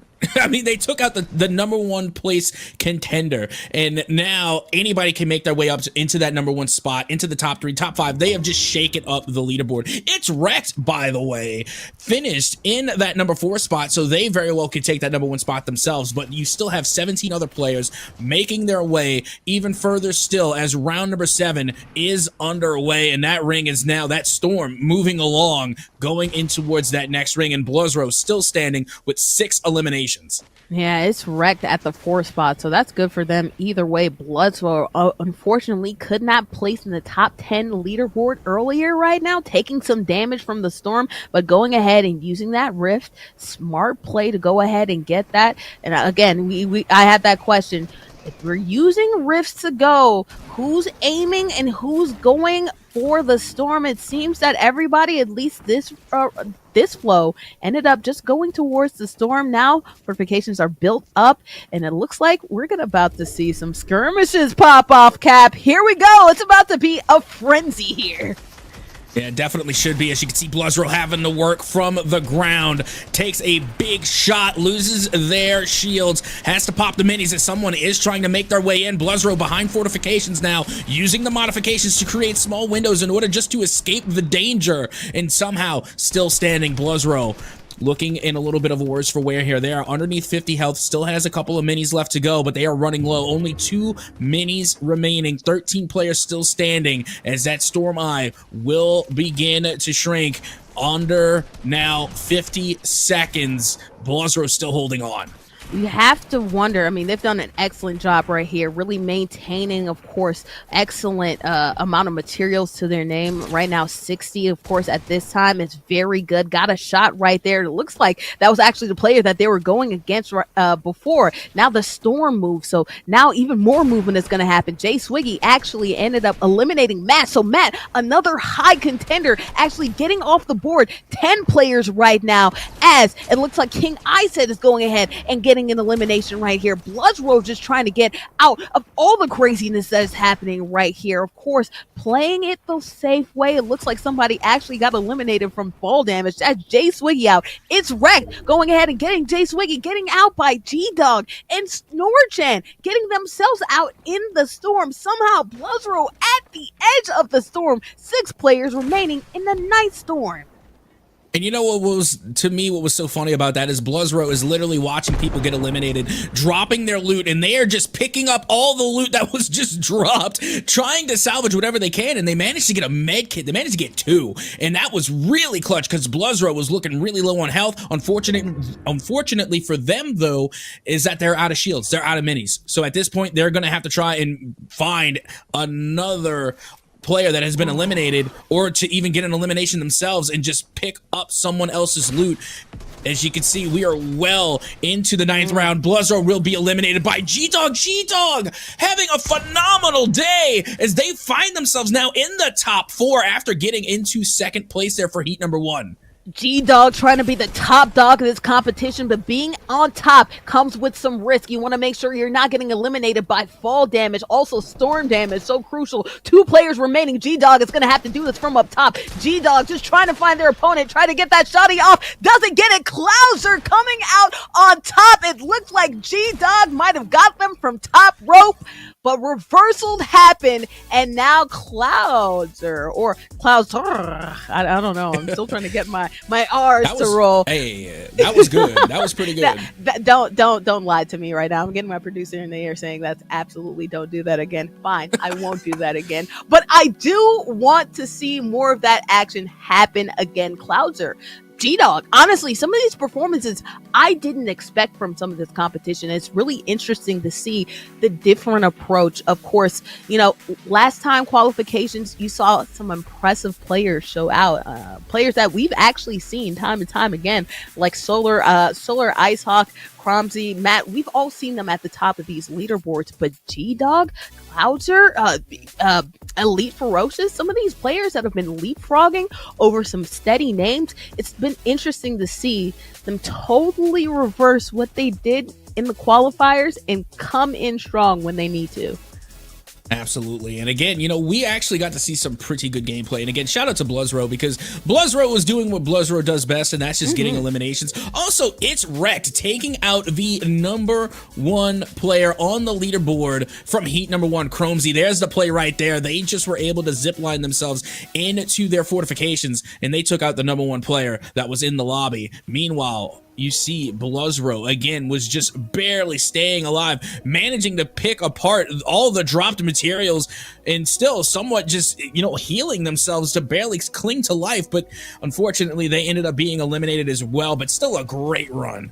What's funny is that they healed themselves because they were at 70 health and then decided to heal themselves and ended up actually getting 70 health because of the storm at the end of the day. So unfortunately, pretty much nothing they could do. G-Dog just missed that shot, if only just barely. I think with the storm damage that Cloudser could have potentially taken on standing in that storm at least a second longer and taking that tactical shotgun to the face. It would have been reversed. G-Dog would have ended up on top and probably on top of the leaderboard, standing at second here too. They might actually still walk away with the crown, but of course, It's Wrecked did their thing as well. So plenty of movement to come. And speaking of movement, I need you guys to move right now to wherever your cell phone is. Make sure you're following Bragg House on all of the social medias, but then also make sure you're downloading the McDonald's app. You can have food delivered to your dorm right now, or to wherever, your house, the beach, wherever, and get some delicious food. We're talking McChickens, we're talking McNuggets, we're talking a lot of good stuff. You'll go ahead and get 10 Bragg House tokens. You can use that on some lovely merch that we have available. Actually, make sure that you're going to bragghouse.com to get all of that information. Right now, we are going to take a break. We're halfway through this thing. Who's going to come out on top? We don't know. Boarding with board. Captain Atsoka here. Plenty more to come here. Golden Royale Cup featuring Fortnite, presented by Coca-Cola. We'll see you on the other side.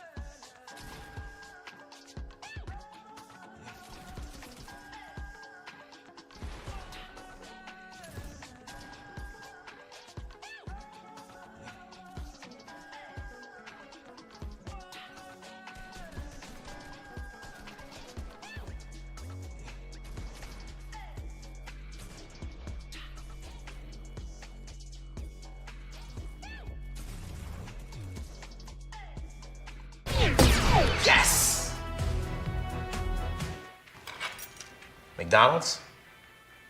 McDonald's. Okay.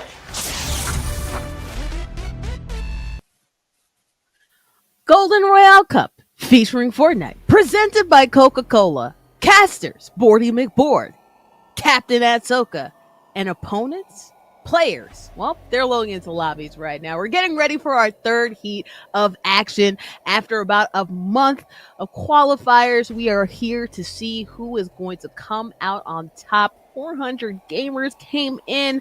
Only 3 are walking away with a scholarship. And so far, players that we didn't see do as many things as we saw do in the qualifiers. Yeah, they're changing their whole script around and they're coming out on top. We have to see this leaderboard, Cap, because there's some amazing surprises on it.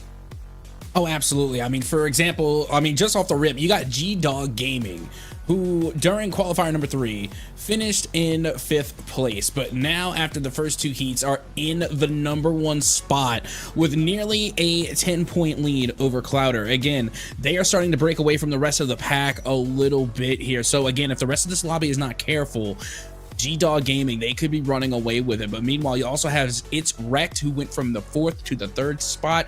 King I Said, who went from 7, I believe. No, they were at around 10, I think, right? 9, yeah, 10? no, they were towards the latter half of the leaderboard.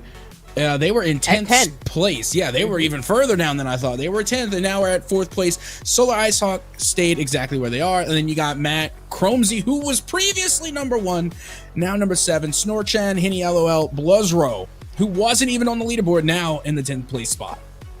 Yeah, and it's interesting. You saw Cromsey, of course, fall all the way down from 1st all the way to 7th. The person who knocked them out, It's Wrecked, only went up 1 spot. Crazy things can happen, especially the way that we're counting these totals, whether it be eliminations or whether it be placement points. Things can change in a hurry. And of course, with so many gamers, it's not to say like, oh, I just need to wait around for the final storms and just thug it out from there, right? These final storms are so chaotic in its own right, Cap, and there's plenty of things that are happening here, plenty of movement, plenty of decisions that are even different from qualifiers. You're seeing materials, of course, lasting longer, but you're also having to do more with it. Of course, there are more things to use to get along and get around, but they're not tapping into as much because honestly they're tapping into each other a lot more. Again, when you have 25 gamers in such a small space, beautiful things, chaotic things happen. Oh yes, there's a lot of beauty in chaos, and there's definitely some chaos when you're in those final circles. You're talking about rounds 10 to 12, and the storm is moving along, and you're running out of materials. I mean, that just comes with the territory. That is the Golden Royale Cup, featuring Fortnite, presented by Coca-Cola. As we are now underway here in our 3rd heat, we're officially halfway done, Bordy. No, officially halfway done, which is why y'all need to doing exclamation point in the chat to make sure you are snatching up all of the available merch that we're basically throwing your way. I'm talking about fashionable things like I was sporting earlier. I'm talking about mini fridges. I'm talking about Bluetooth headphones. A lot of things that are available to you if you type in exclamation point raffle in the chat. We are giving it away during the competition, so there's no excuse to go ahead and get you some free things while you're already here. You know, who doesn't love the word free, Cap? I think everybody does. But with that being said, yes, exclamation point raffle in the chat, so that way you could be entered to win. And already G-Dog, who's currently, number 1 spot in our leaderboard, also managed to win the raffle as well. So they are just winning everything today. So again, good on G-Dog. But right now you can see LX Arabri having a little bit difficult, having a difficult go of it right now. They're on the receiving end of a lot of damage and had to go all the way to Timbuktu just to avoid the danger. Yeah, and we're seeing right here new introductions into the map of Frosty Flights.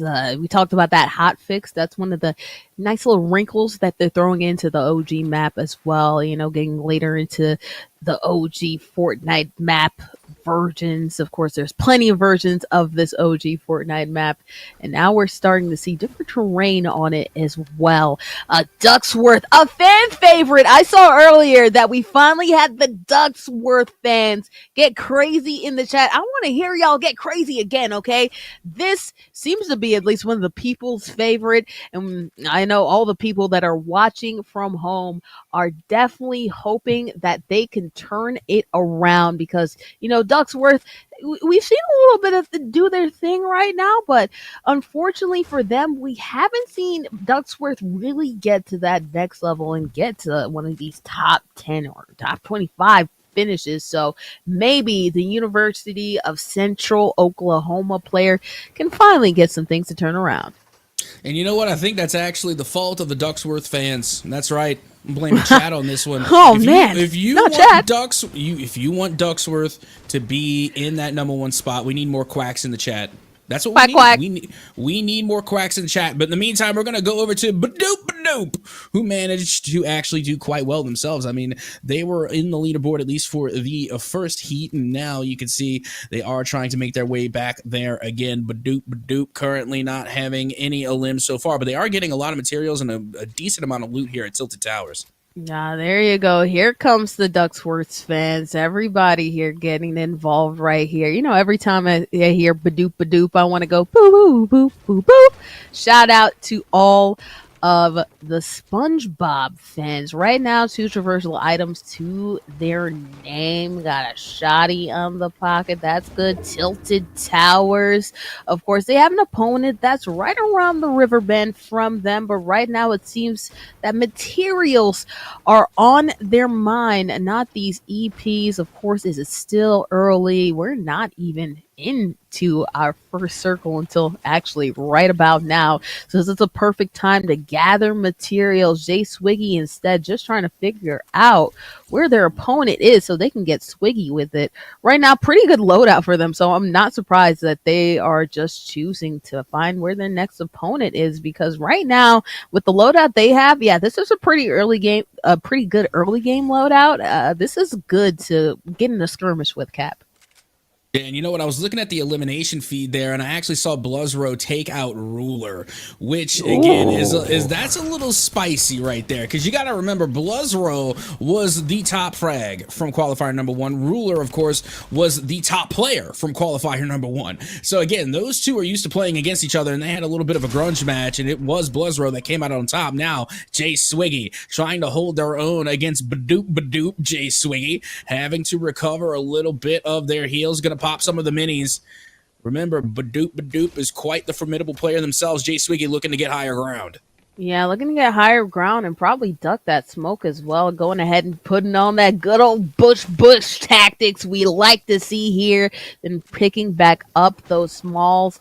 You know what? Jay Swiggy, if they wanted to be more aggressive, could go for it. Again, I didn't mind the loadout that they have for that skirmish, but again, it pays quite literally to stay in this competition longer. Rax Santee is trying to stay in this competition just a little bit longer right now. 23 HP to their name, now at 100. Seems like they ended up in a heated battle right here at Tomato Temple, but their opponent seems to have rifted out. Neither of them wanted to get eliminated quite yet. Rax Santee, we'll see if they go ahead and try to go for the chase, or if they decide to go ahead and throttle down. It seems like they're probably going to do just that, although actually they're right in the vicinity of their opponent that they were going against. It seems like this skirmish is not over, Cap.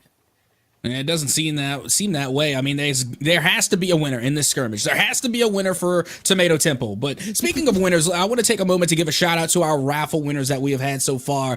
And we have had Cole Meister, of course, G-Dog, ZippedCon, Crater, Ninja Shuriken, Pope's Wrath, Trento, Vinyl, Samadinkdonk, all our raffle winners. And again, if you're not winning the raffle, at least be winning the name game, because I got to tell you, some Samidink Donk, Samadink Donk, and Badoop Badoop so far are my name winners. I mean, I don't have a prize for you, but the names are just great. You win. I don't even know if you're speaking English at this point with those names. I love them because of that. You know what? As a caster, we are just going ahead and we're just saying any and every name in the book. And we have to read it on rip. You never know what craziness you might end up getting into. And right now, we're getting into some craziness of our own. No one loves KY, of course, been dependable on the frags. Unfortunately, getting into the top 10 is something that still eludes them. Speaking of eluding them right now, it seems that they're hot on their opponent's trail right now and just can't seem to quite find them. But now it looks like they have, wanting all the smoke as no one loves KY. Figured that, hey, aggression helped me out earlier. Why not get back into it? And unfortunately, shout out to one of the name goats, Badoop Badoop, out right now. No one loves KY, continuing their frag streak.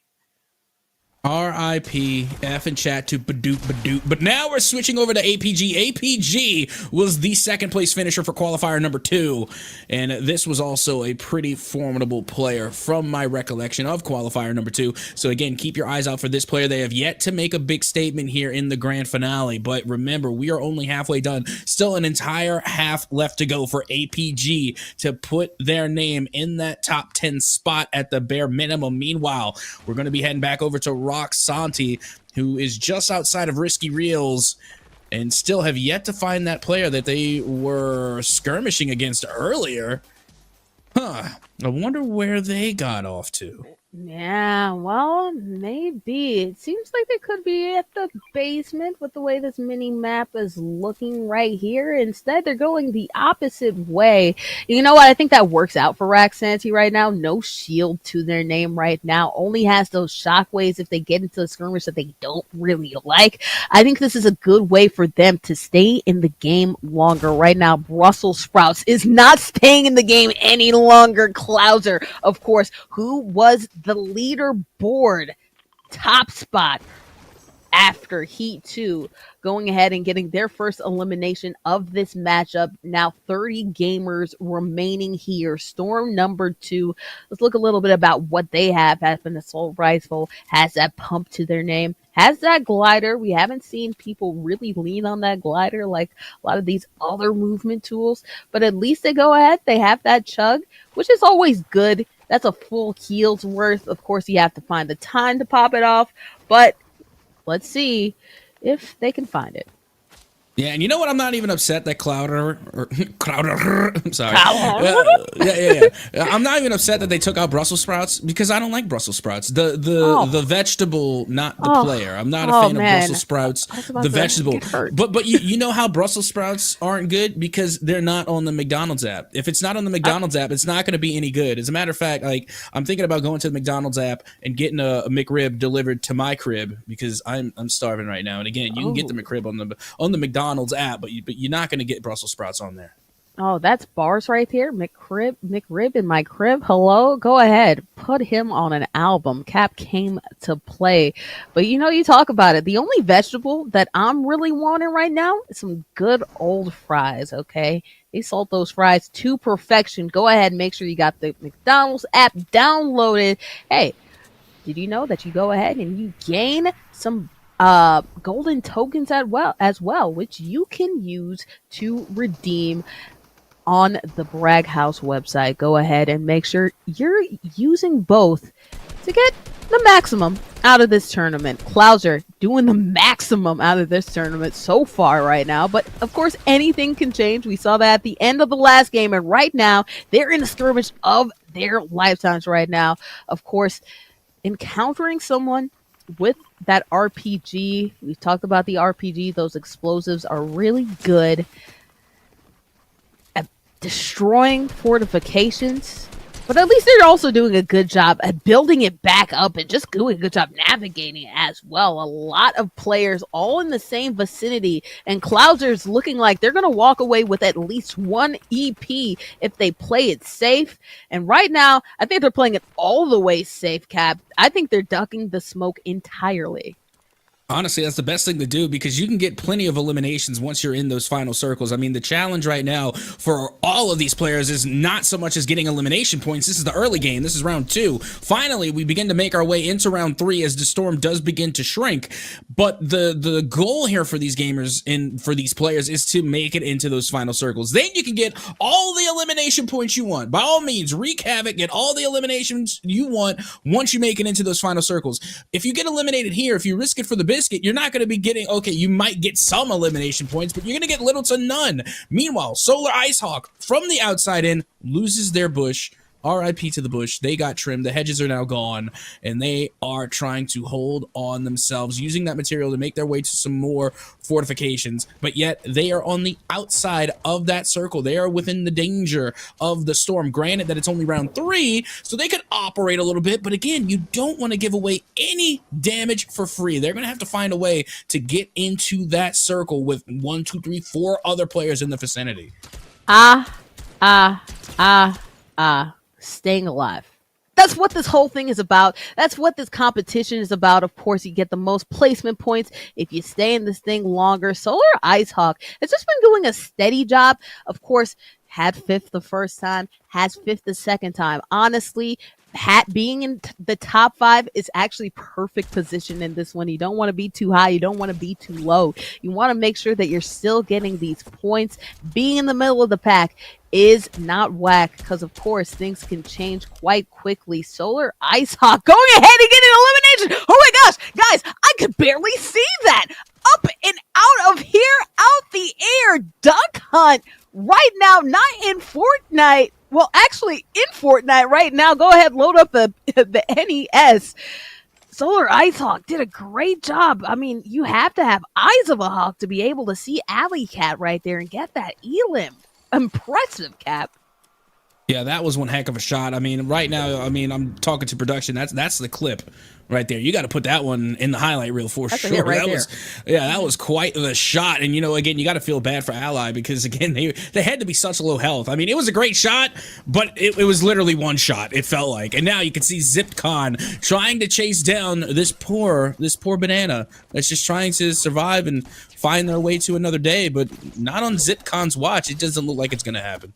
It looks like bananas are definitely getting chased here a lot, right? The bananas are on the run, and it's the blue bananas right now who are feeling a little blue because they just keep on getting hunted down. Lexer is out. ZipCon still in. 2 eliminations to their name. ZipCon, very dependable player, but again, getting to that top spot also seems to elude them. At least they have an opportunity to go ahead, get full shield, go ahead, maybe get a chug jug if you want to too. Really debatable whether or not you should go ahead and get that. Those blues coming in handy. Again, they did the smart thing right there, using the chug jug while they have the time and then saving those large pots until later. I think they're still thinking about it. Yeah, they're still debating whether or not they should go for it. Trust me, it's good to get that out the way. Of course, it takes 15 seconds to do that. We've seen some players, actually get it off in the middle of a skirmish of 15 seconds, Cap, but very few and far in between. Oh, absolutely. And you know what? Again, we gotta feels bad. F in chat for the bananas because that poor banana, Alex, they were just trying to make like a banana and split. But they couldn't. They got chased down by ZipCon. And now you can see ZipCon not going to be providing you your cringeworthy puns of the day. That's my job. Instead, they're going to try and finish in the top spot here. As you can see, they are going to be working from the outside in as that storm is moving right along. Round number 4 is going to be shaping up very, very, very soon. Move along, like I know you do. Pet Seal right now, just staying in cover right now. Perfectly camouflaged. I think King Eye said actually knows that they're around here somewhere. I thought I saw a putty cat. I just don't know where they're at. Right now, King... bush on. They were a bush hiding in a tree. And that's what I'm saying. Good bush tactics right here. We've seen some bush tactics where, hey, I'm in the middle of a fort I'm building right now. I just have on the bush for SMGs right now. It seems like they're actually using it, camouflaging to good uses right here. They're actually using the bush like you should right now. Matt has been rocking the single skin like they should as well. Again, up there at the top spots, doing a great job staying in the top 10. But of course, they're going to want to change their luck around and make sure they're back in that top 3 like they were before as the storm continues to tick along. This is where things get spicy again. Another 20-person force storm. It's looking like as we see all these players converge into the center. Ooh, we're getting things popping off already. Yep, that we are right at Tomato Temple. We saw so many players here earlier. This was a POI. Like, this is where they came for the drop. And now all of a sudden, this is where we're going to be seeing a lot of skirmishes. And right now, Matt, I think, does have a read at least one player. They're trying to make the modifications to get the peak. Playing very carefully, though. They want to make sure that their shot selection is on point. You cannot risk exposing yourself for only one elimination point. Playing very smart right now. Matt, not going to risk it for the biscuit. They're still going to hold on to their position here at Tomato Temple. If I'm risking it for any biscuit, it has to be a McDonald's chicken biscuit, okay? Other than that, nah, I'm not gonna do it right now, okay? It seems like Zipcon, yeah, they want to continue to do what they're doing right now. Zipcon has been doing a great job, again, just staying within it. Right now, right on top of another player, seems like they were in the middle of a skirmish of their own, going ahead and getting some materials in the meanwhile as well. This is a good time to go ahead and material mine, especially while you're waiting things out, Cap. You know, of course, this is where those materials are dwindling, and they're going to dwindle in a hurry. You might as well, especially while you're waiting around too, trying to suss out your opponent, go ahead, mine in the meantime, or else you're going to be in a seriously bad situation. And right now, they're just trying to get bad, trying to see who's going to take the first shot right now. Yeah, ZipCon, I gotta say, is like the wild card of this entire tournament. I mean, they came through qualifier number 3 in the last chance quals, swept it up cleanly, had a phenomenal finish, and now here in the grand finale, they are still fragging fairly well. They're able to find quite a few eliminations, although they have yet to find themselves in that top spot. But this is a player that plays without caution. This is a player that is willing to take those risks and make those big plays. And you know what? I'm all here for it. I mean, this right now, ZipCon has got to be the most, again, just lethal player in the lobby because they just simply are a loose cannon. And you know what? It's the unpredictable ones at the end of the day that end up somehow finding their way towards victory. So we'll see if that ends up happening for ZipCon. Right now, they're just trying to find their opponent. My goodness, a whole labyrinth has been built, as we see right there. Their opponent building their way up into the sky. It looks like ZipCon is playing the long game, deciding, hey, I'm just going to get back into the circle because this is where that storm tends to hit. That circle is starting to shrink just about now. They didn't need to make that movement, but instead of chasing that elim, they are chasing the glory, going ahead and saying that the placement points are better. Yep, there you go. Again, you know, I was wondering for a moment because they were chasing for a solid minute. Now we make our way back to Cloud. As you can see, they are up on high with some pretty good positioning inside of the circle, inside of the safety, avoiding the storm. Because now that storm at round 5, much like a McDonald's Sprite, it's gonna hit different, okay? This time it's gonna be a lot crispier, and you're not gonna want to take that extra damage from that storm. Meanwhile, you can see Cloud from up on high, still holding their position here, and Clouder also was able to take a victory royale in the previous heat, so they're going to want to try and get another one just so that way they can take that first place spot, and we already know how far they can go off of one victory royale. They could go all the way. Right now, almost all of their HP getting knocked out was Pet Seal. I wonder what's happening with them. Right now, King Iset, who was right there at that 10th spot earlier, yeah, they're going ahead. They're chilling. It's wrecked anything but chill. It seems like they have taken on the aggressive mentality regardless of whether or not there's things popping off, regardless if their opponents are popping off, regardless if it placement points mean so much. They are not afraid of the smoke. They're not going to duck or dodge it. Instead, they're going to embrace it. It's wrecked. Of course, it's still gone their way. They're in third, and they could actually climb especially if they keep on getting good shots like that. Look at that right there, using that grenade launcher. It looks like they got some damage already, got another hit of damage, and then boom, out of here is Creator Blues. Again, I said that rocket launcher, grenade launcher, explosives, they're going to be important as these circles start to close on up. And there you go, that's that example. And not only that, but they still have 6, I want to say, nades. They got 6 grenades left in that grenade launcher, so they still can possibly find another elimination with it. That's insane. Again, I feel bad for Creator Blues because, you know, we got to see a little bit of Creator Blues.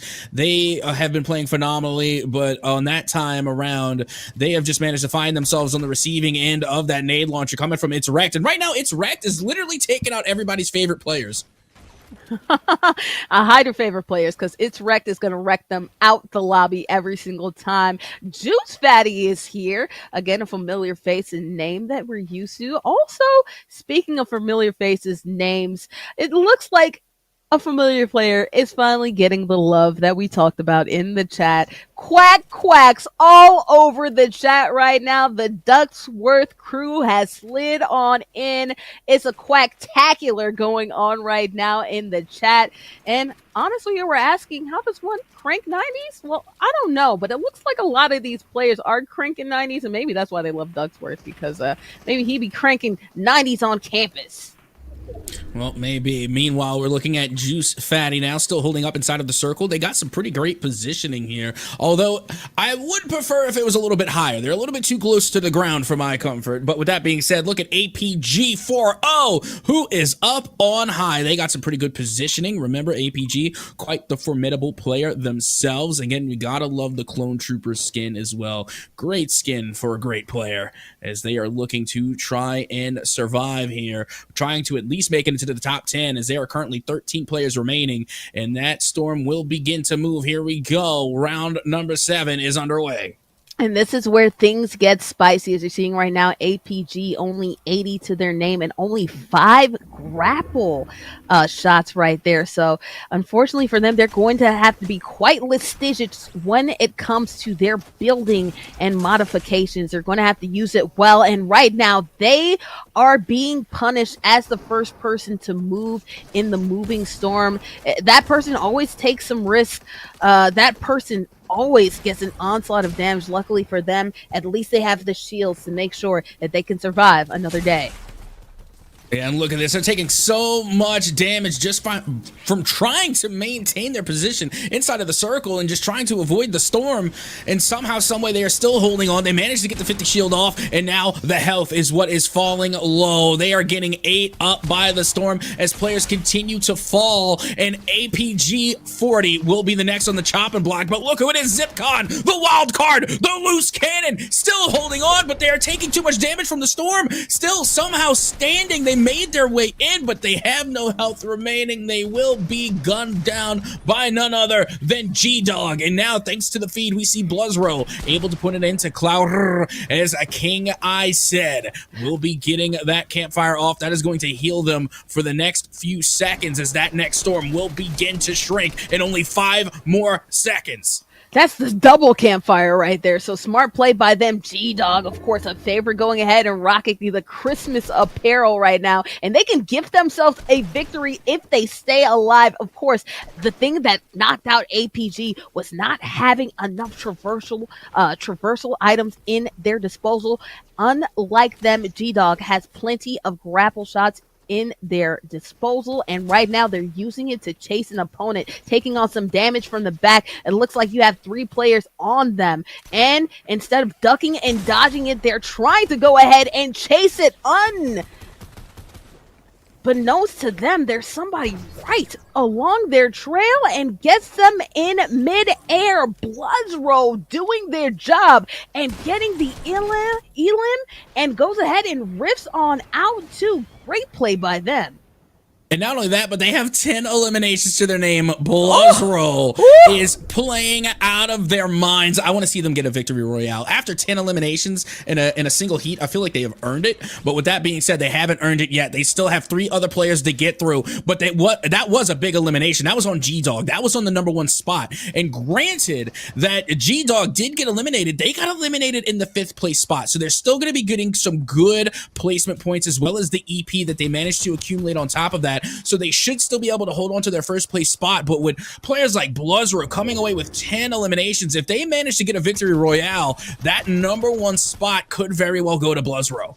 It absolutely could, but that doesn't mean it's going to be a #1 spot overall in the competition. Remember, Blizzroll still outside of the 10 spot when it comes to the competition overall. We'll see what happens. Right now, Blizzroll doing an onslaught up from midair right now. And again, sometimes that's the question, Cap. Whether or not you go from high air, of course, you know, if you have an explosive, you can just knock them right out the air. Or if you get some good, well-placed, timed shots. But right now, Blizzroll is really fighting the storm more than anything right there. Somehow surviving, no fall damage right there. The storm, though, continues to hurt them. 23 damage to their name, and Blizzroll gets knocked out after eliminating 10 players. Blizzroll can't get it done as who else but Cromsy, after winning the 1st heat, comes back again. You don't get the 2nd, but hey, 3rd time.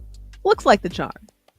Oh, absolutely. That was a fantastic round. Again, Blizzroll was popping off, and they again, it was hard to tell where they finished because it was literally 2 in the 3 spot. Either way, yeah, Blizzroll is going to be getting some good placement points. Might not be enough to get them into the 1st place spot, but I'm nearly certain Cromsy is going to get there for sure. I mean, after getting 2 victory royale crowns, that should be enough to put them in that #1 spot. But regardless, things are starting to get interesting as those leaderboards definitely will be shaken up. And Boardy McBoard, we got to calculate. We got to start to tally all these points. So I don't know about you, but I think it's about time to take a break. And you know what? We can also take that time to get something off the McDonald's app for sure. Again, I need a McCrib in my crib. I need a McCrib in my crib and McRib in my rib. I need to go ahead and eat up a storm. Make sure you're downloading that McDonald's app.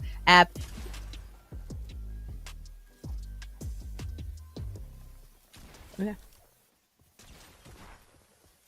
Oh, okay. Replays are going up a storm right now. I apologize right here. Doing a great job. Look at that solar ice hawk going all up in the sky. This was really the elim of the year right here. Ally Zombie getting knocked out of thin air. My goodness, that was a heck of a play, Cap. Oh, yeah, it was. Again, ZipCon was the wild card there. And, of course, It's Wreck taking everybody's favorite players out. I'm not sure if they got an elimination on Ducksworth yet, but I feel like if there were, it would be It's Wreck to get those eliminations. Meanwhile, G-Dog, our #1 placeholder, was eliminated a little early, but they still finished in the top 5. So that's going to be some great placement points. Meanwhile, Blizzroll had a fantastic day there, had a fantastic round, finishing 2nd with 10 eliminations on top. That is better, honestly, than the 1st place finish, because the 1st place finish is those 25 points. Blizzroll managed to come away with at least 20 points with 10 on top of it for a total of 30. So again, Blizzroll had a fantastic round there in the round #3. But of course, Cromsy able to get that 1st place finish. They're 2nd on the day. They might be sitting pretty as we get ready to tally and calculate all of those points. We are going to be taking a short break, so don't go anywhere. We're going to be right back with the Golden Royale Cup featuring Fortnite, presented by Coca-Cola, right after this. Yes! McDonald's? McDonald's. Okay.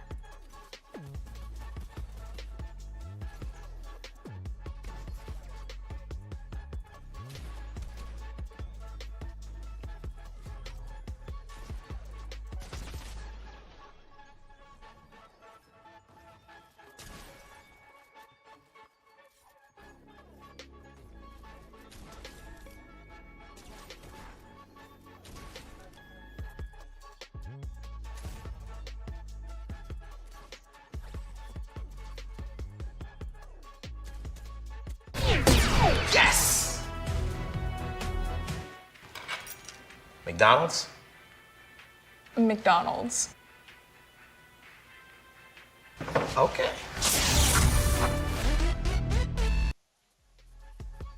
400 gamers enter, and now only 3 will come away with scholarship money. I am boarding the board. That's Captain Atsoko. We are here for the Golden Royale Cup featuring Fortnite, presented by Coca-Cola. After weeks of deliberation, players going at it against each other, we have come to the final game of our skirmishes, and after this one, Cap, only 3 players, not 1, but 3 players will be walking away with scholarship money. There's a lot of things on the line, and there's a lot of movement potential when you look at all of these players. Of course, we have to look at this leaderboard because this is where things start to get even more spicy. G-Dog somehow, even though they didn't get the victory, still on top. G-Dog letting their points and their eliminations sing. But then you have Clouser, you have Cromsy. Oh my goodness, Cap. This could end up being like fireworks because you still have players like Wrecked and Bloodsrow right there in the Raptors who could really do something special if they can just find a way to eliminate these top dogs. No pun intended. Specifically G-Dog, as one of those top dogs. They got to find a way to eliminate G-Dog. Otherwise, this is going to be their game. This is going to be their tournament. They're going to be walking away with first place because nobody has been able to really find an answer for G-Dog. And what I mean by that is not that, people haven't been able to eliminate them, because they have, but they haven't been able to eliminate G-Dog until the end of the heat. They have always been finishing in the first, second, third, fourth, or fifth, top 5, nearly every time. If not, it's been podium, it's been victory royales. They've been consistent. Not only that, look at the elimination points. They're not at the head of the pack for eliminations, but they are right there. 12 eliminations to their name, plus the placement points. G-Dog is playing all corners of the map right now, and they are looking like they could very well take this entire tournament. You know what they say, you gotta know when to hold them, know when to fold them, know when to run. And G-Dog is doing just that, really turning on the eliminations when they need to, and also the placement points as well. You look at that top 5, that's where I look at to see the most amount of movement, the most amount of potential for things to pop off. Honestly, if you look at the top 7, there's a lot of things that can happen, especially if some of our top players like G-Dog, Clouser, and all of them end up getting eliminated early. It seems like the Quack Pack is still back. They are still vouching for Ducksworth. Of course, it might be mathematically hard at this point, but go ahead and support your players while they're still in the competition. And there's plenty of still ways to support not only the players, but also yourself to make sure that you're entering these brags. app.braghouse.com. You can go ahead, final predictions of the competition. It's not your final chance to get merch. In fact, type in raffle right now in the chat, ! Raffle, so you can get a hand at plenty of items. Just as lovely glasses that I'm sporting here. Of course, there's plenty of things, wireless headphones, speakers. There's a lot of good things happening if you go ahead and make sure that you're entering the raffle, because Cap, we have a couple of winners. I am seeing I am AZW has won a giveaway. Also, Syndicate 50 also has won too. So a lot of winners that are happening. This is your last chance to go ahead and make sure that you're getting your brags in and also your raffles in as well. Oh yeah, you got to make sure that you're getting those raffles, and I was kind of peeping it out too. I'm trying to see who's getting the raffles and who is beating me, because I would also like to win a raffle, but apparently that's not happening today. I'm not winning anything. Jeez, everybody else is winning. ! Raffle. See if you can get a win, and don't forget, one thing I'm actually maybe winning right now are the brags. Like my brags, I went all Oklahoma, and now I'm being kind of carried by the leaderboard right now. Yeah, no, Oklahoma is doing their thing in the leaderboard. Of course, make sure that you're going to the app.braghouse.com. You get some daily brags too. So, of course, you can see all the things that are happening in that department as well. But when you talk about these leaderboards, you have OCU, you have OU, you have OCC, you have OU, and then you have Kentucky. Just in the top 4, you have so many players for Oklahoma. Caps predictions are going well. Make sure your predictions are going well too. app.braghouse.com to make sure that you are getting all the brag bucks that you need so you can get some good old merch to go alongside some awesome Fortnite action. No One Loves KY has been doing their thing elimination wise, but right now they need to make a strong push and just get on the podium right now to even have a chance at one of those top spots. So we'll see if they decide to get even more conservative than the conservative that they were talking about earlier, Cap.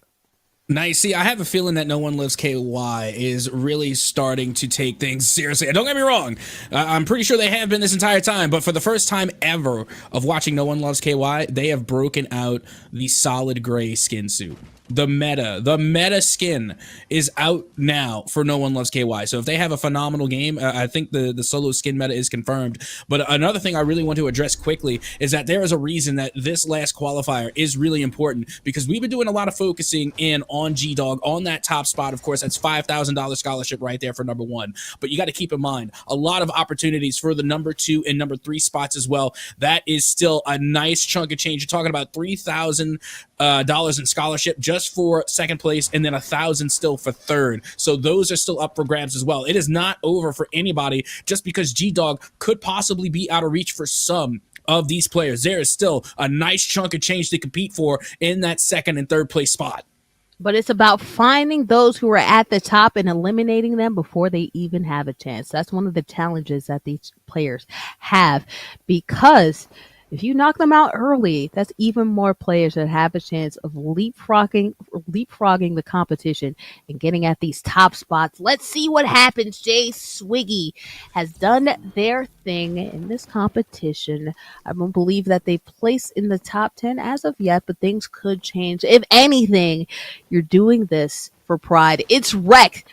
Very prideful about the elims that they consistently put on, knocking out one of our favorite names in this competition. We talk about good names. Pharmacist also in this competition. Great name, but unfortunately, they haven't had a great day. They are out by It's Wrecked, who has been having a great, phenomenal time when it comes to eliminations.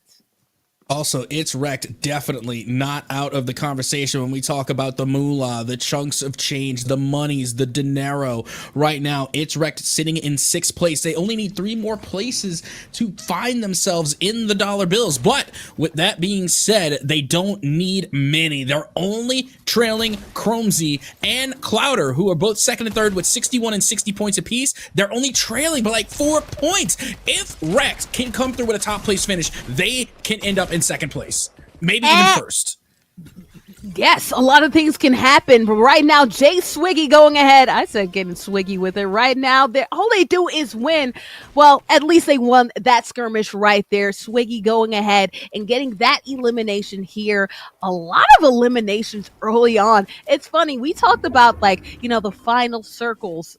The 4th one, the 5th one, the 6th one, we would have 25 gamers all in one spot. But this time, right now, it's the first storm that we're having 25 players left on the map. So a lot of players, I guess they're going for broke. I mean, I guess if you're at the bottom, why not let it fly? A lot of them trying to play spoiler right now. But right now, Prompsy trying not to get spoiled. They've been doing an excellent job picking up 2 victory crowns, but although they've done that, not quite at the top spot. Things could change if they hold on. And honestly, that's been one of their techniques, right? Not getting too aggressive, not really chasing like G-Dog and a lot of these other players, but they're still doing their thing and they're doing it well. But honestly, I think those elim points are definitely going to be needed in order to secure a victory. You're probably going to have to be a little bit more aggressive to make sure that you can walk away with this.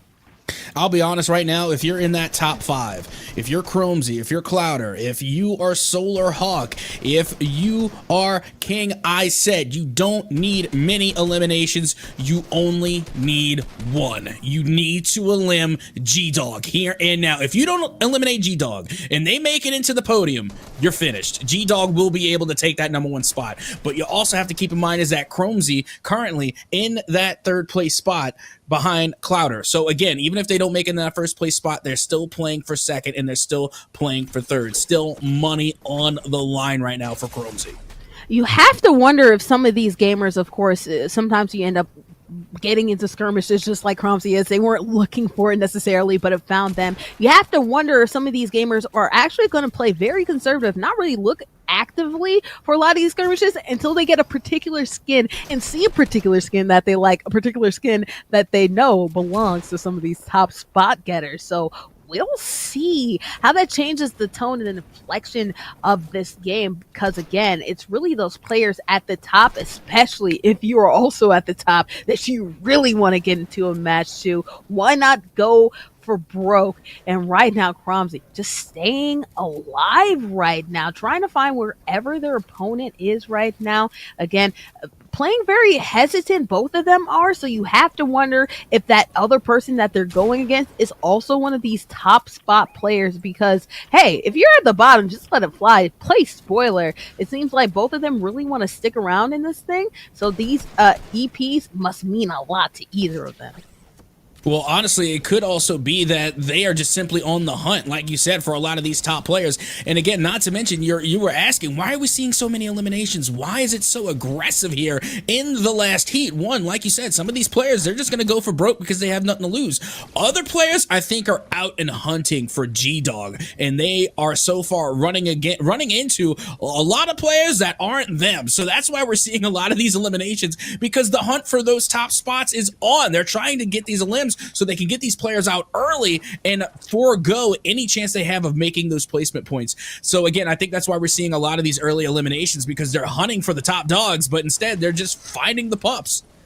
Well, right now, we'll see if any of those pups end up becoming a problem and ended up being a Rottweiler that they end up getting into. Right now, Matt 28 is also really up there when it comes to these spots. Definitely getting a first place, second, third, not out of the conversation when it comes to them and the amount of point totals that they have. But right now, they are in a heck of a skirmish against somebody who was definitely very aggressive. And look at that. It's two players, single skin, going against each other. I believe that's Ruler and Matt. Ruler, unfortunately, hadn't had the day that we saw the qualifier, but of course somebody like Ruler, they ended up getting a lot of victories the last time. They're not somebody who's going to go out like a punk. They're going to want to go for the glory. And hey, again, play spoiler, they're being aggressive, and right now Matt on their back foot.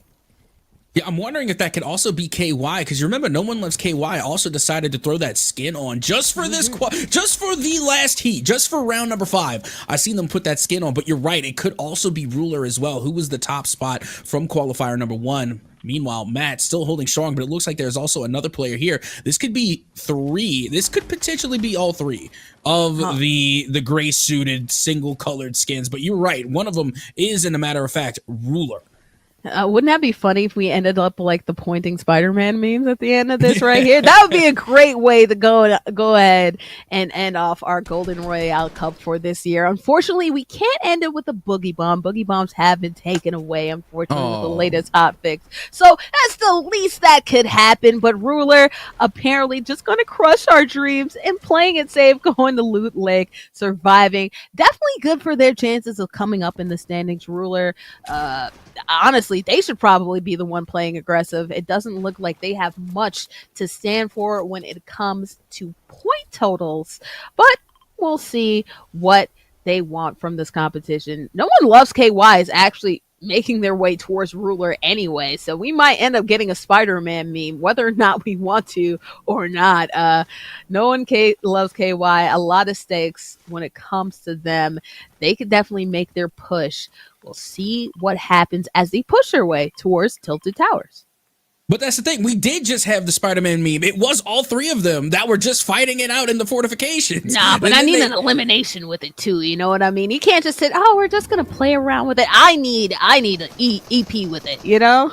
Oh yeah, they were the only thing that separated them was the fortifications. But literally, all 3 of them, all the single gray suits, were in the same place at the same time. Like, what are the odds? But regardless, 240 hertz Khan now on the receiving end of a lot of damage. They can't escape. They can't get get away from Blizzrow, who again might not even finish in the top 3 spots. It's still very much doable for them. They are still very much in the conversation, but at the same time, they are without a doubt one of the top eliminators in this tournament. There's no doubt when you look back on this tournament and you look to see who has the best eliminated ratio, it is going to be Blizzrow.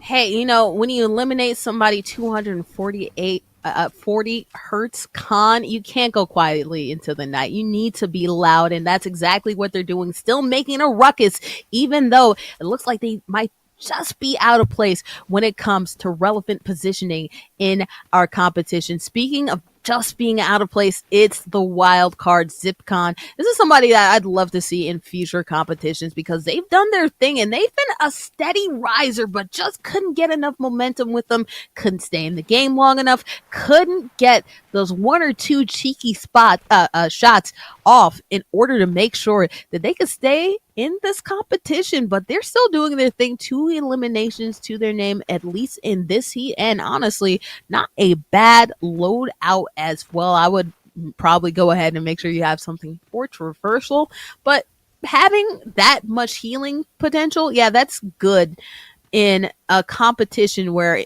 players are either being aggressive or they're resting and really just waiting it out. Yeah, again, like you said, we have been very aggressive this time around in heat number 4. I mean, we have already seen so many eliminations happen. As a matter of fact, thanks to the feed, we just seen another one coming from No One Loves KY, who managed to find one on Juice Fatty. But now we are only in round 3, and already half of the lobby is gone. Yeah, half of the lobby is gone. ZipCon could have been gone right there too, but it seems like their opponent really walked by them. Cromsy right there, a good old dependable doing their thing, gathering material, which again, going to be very important, especially this storm is going to end up being smaller when we talk about these final storms. It's going to be like a qualifier. So honestly, again, the material meant so much more in those qualifiers because not as many people were getting into skirmishes at the end there. King, I said again, probably looking on the outside in when it comes to point totals, but King, I said, doing their thing and doing it well right now, just trying to see what their opponents are doing. Again, it looks like they're going the safe way. They're doing the safe way. They're just sitting, they're resting right now. Not a lot of skirmishes I predict we'll see until the end, especially now that we have 17 and counting. This is when point totals are so very real. Oh, absolutely. And you got to remember, Chromesy, currently in that 3rd place spot, potentially could take number 1, as they are in a absolute crossfire with a Bush, of all things. It's always the dreaded Bush that seems to be the most dastardly fiend in Fortnite, because you never know who is on the inside of that Bush. Those rustles, they haunt my dreams right now. I can't escape them right now. Oh my gosh, leaf noises right now. And honestly, this is a good spot to be if you're a bush. Dusty divot. Of course, there's so much vegetation around here. We'll see if we get another cheeky camouflage from one of these trees, being a bush and hiding out in these trees. Dusty divot actually has been dusty most of our competition. Not a lot of use, not a lot of gamers really going in there, making it their POI. Not a lot of action happening that way, but we have some potential. A lot of players all the way around in there, as we're seeing Sizer again. 3rd qualification was pretty decent, pretty moderate right there, but we have not seen a lot of them till this point. Looks like they're doing and they're playing spoiler, not giving up and not letting their foot off the gas as they get into a skirmish. And they don't walk away with it. ZipCon again, later on in these competitions. Well, I'm not sure what their classification is right now. I'll see if I can do some homework in the meantime. But this is somebody I want to see in the future because they are doing their thing. Again, that wild dog, if they get some more training underneath them, they could do some serious damage later on.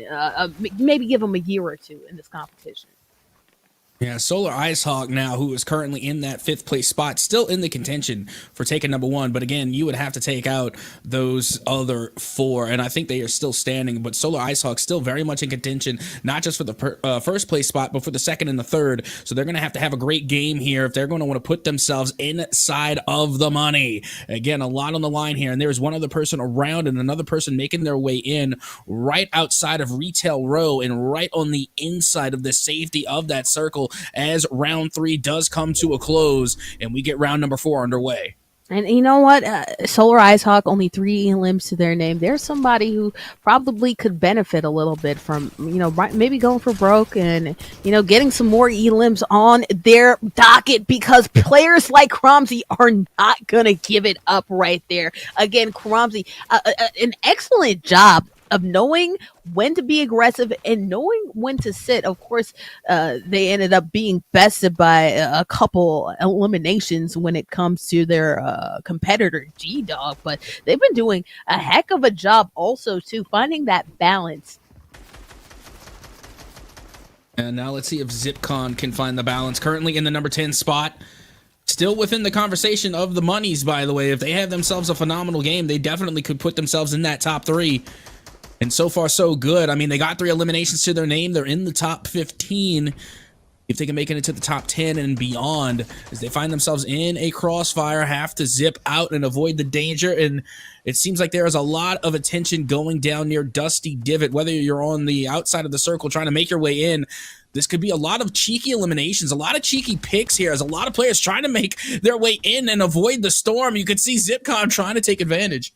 Oh yeah, almost got that right there. Luckily, they were able to use their build skills to their advantage and build something quick, because if not, ZipCon really had the advantage, the site advantage, also the positioning advantage as well. So right now, ZipCon being unafraid again, really, they don't have to necessarily care. More eliminations will help out their case. It's all about pride when it comes to them, and ZipCon is definitely prideful, going at it, half wall right there, trying to get things done right there, slanted wall, can't get it done, trying to get a vantage point on their opponent, using that half wall again. The slanted wall's really coming in effect right here. Their opponent doing a great job just weaseling out, and they can't find them. ZipCon right now, it's like you're doing a Where's Waldo puzzle, just trying to figure out where the heck their opponent is. Honestly, if I was anybody else on the outside, you could see there's one player waiting on that third party, but it's time to go. That storm is coming, and that one is going to deal a little bit more damage than most. As you can see now, ZipCon does receive a lot of damage off of that well-placed shotgun blast, and the ZipCon will fall to none other than Ruler.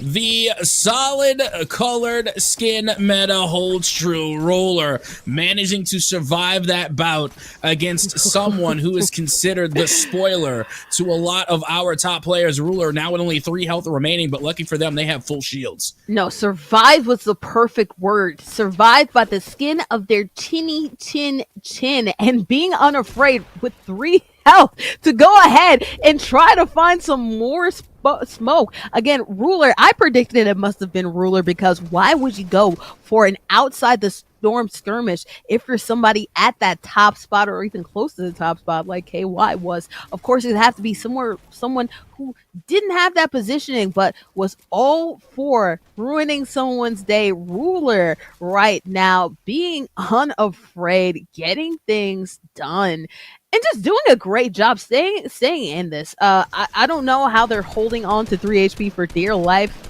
and how they're making the decisions that they're doing, but I guess when you have nothing to lose, Cap, you could just go for it, and nothing really matters at that point, Yeah, but it all matters to Cromsy. Again, is still standing here and looking to try and move themselves up in the leaderboard. Has 2 eliminations to their name and are smack dab in the middle of this next ring. See, the Storm Eye is shrinking. 35 seconds left to go until we go into round number 6. And then only 1 round left until the Storm begins to move. Cromsy not being able to find anyone out just yet. And again, they're not going to be chasing for limbs here. They're going to be playing for the placement. They're playing for the victory royale. While we're waiting this out, I want to shout out some of the giveaway winners in the chat right now. It's definitely not Zion, B Boop, B Boop, A Train, Bad Luck, and Trento going ahead and winning some of our final raffle prizes. Guys, even though it's approaching towards the end of our competition, make sure that you're going ahead and downloading that McDonald's app. And of course, shout out to GFU. A lot of players seem to be from there in the chat. George Fox, stand up. Look at King I Said, still standing as well. And, you know, King I Said didn't really do really great in their qualifier, but I got to tell you, they are doing extraordinarily well in the grand finale. I mean, they are playing really, really well. As a matter of fact, they are currently sitting in that number 5 spot and are in the conversation for the monies. They don't have any eliminations to their name just yet, and they are going to be playing for those placement points. 13 players still standing here in the final heat. King I Said still holding on, and they have a little bit of material to work with here, both for all 3 building materials, but how long can they last? They still are just going to try and avoid the danger rather than go for direct confrontation. Oh yeah, because there's several players on them. You just hope that they can duke it out while you sit there and rest on up, and that's exactly what they're doing, going ahead and making sure that they're using and getting those full shields. And look at that, King I Said still looking pretty. Of course, if you're in King I Said's position, you're looking for 2 things, right? You're looking for, you know, just to survive. Maybe 3 things, maybe get a couple eliminations, you know, that would help, but you're looking for G-Dog because G-Dog is one of your biggest competitors when it comes to making sure that you can walk away with something in this seeding. You have to wonder if King I Said might be a little bit more aggressive as the 7th storm happens. That's when a lot of elims happen, but we'll see what happens. You know who's never going to back down from a sticky situation, definitely wants confrontation? That's Bloodsrow. Surprisingly, only 3 eliminations, but again, they racked up a lot right towards the end. This is Bloodsrow's time to shine, and they are chasing after it. Oh, absolutely. I mean, it doesn't even matter where Bloodsrow's finished. I still think they're going to have the best elimination to eliminated ratio. Again, like their ability to top frag is next to none. And it's just really fun to watch them work. And honestly, I want to consider them the pub stomper of this tournament, because again, if you were coming in here with high hopes and high dreams of, you know, making the most out of a tournament, and you come across Bloodsrow, I think those dreams are going to just go into the dirt. Oh yeah, they're going to row away, you know, down the river and never to be seen again. This is what Bloodsrow's role is right now, because honestly, they're just outside the potential of probably making it. They could potentially shoot their way up to top 3, but when you have players like Cromsey still in it, I'm not sure if G-Dog and Cloudser are still around, but if they're still around, then honestly it becomes much harder for Bloodsrow to actually do something worthwhile when it comes to positioning. So really, this is just spoiler alert territory, but of course we'll see what pans out later on into the future. Right now, what we know for sure is that Cromsey is still in this thing, still has potential to turn it around. This is where things start to get spicy though, Cap. It's when the storm begins to move that we really start to figure out who is who and who is probably going to walk away with our top couple prizes in this tournament. Yeah, now we're taking a look at Seth the Man here, who's going to be holding on as now that storm will begin to move. Here we go. 3, 2, and 1. And this is where things begin to get interesting. Only 10 players remain. But good thing for Seth the Man is not only do they have that rift to go, but they also have that quad launcher. That quad launcher is going to get rid of a lot of those fortifications, and we have already seen quite a few players fall to the just to fall damage. So again, having that launcher is just going to get rid of so many fortifications, and so many players I think are going to fall and just be eliminated. But right now you can see Cromsey and a lot of the rest are using those rift to goes to stay with the storm here, and trying to avoid a lot of that storm damage. As you see, Cromsey finally does land and will begin to build.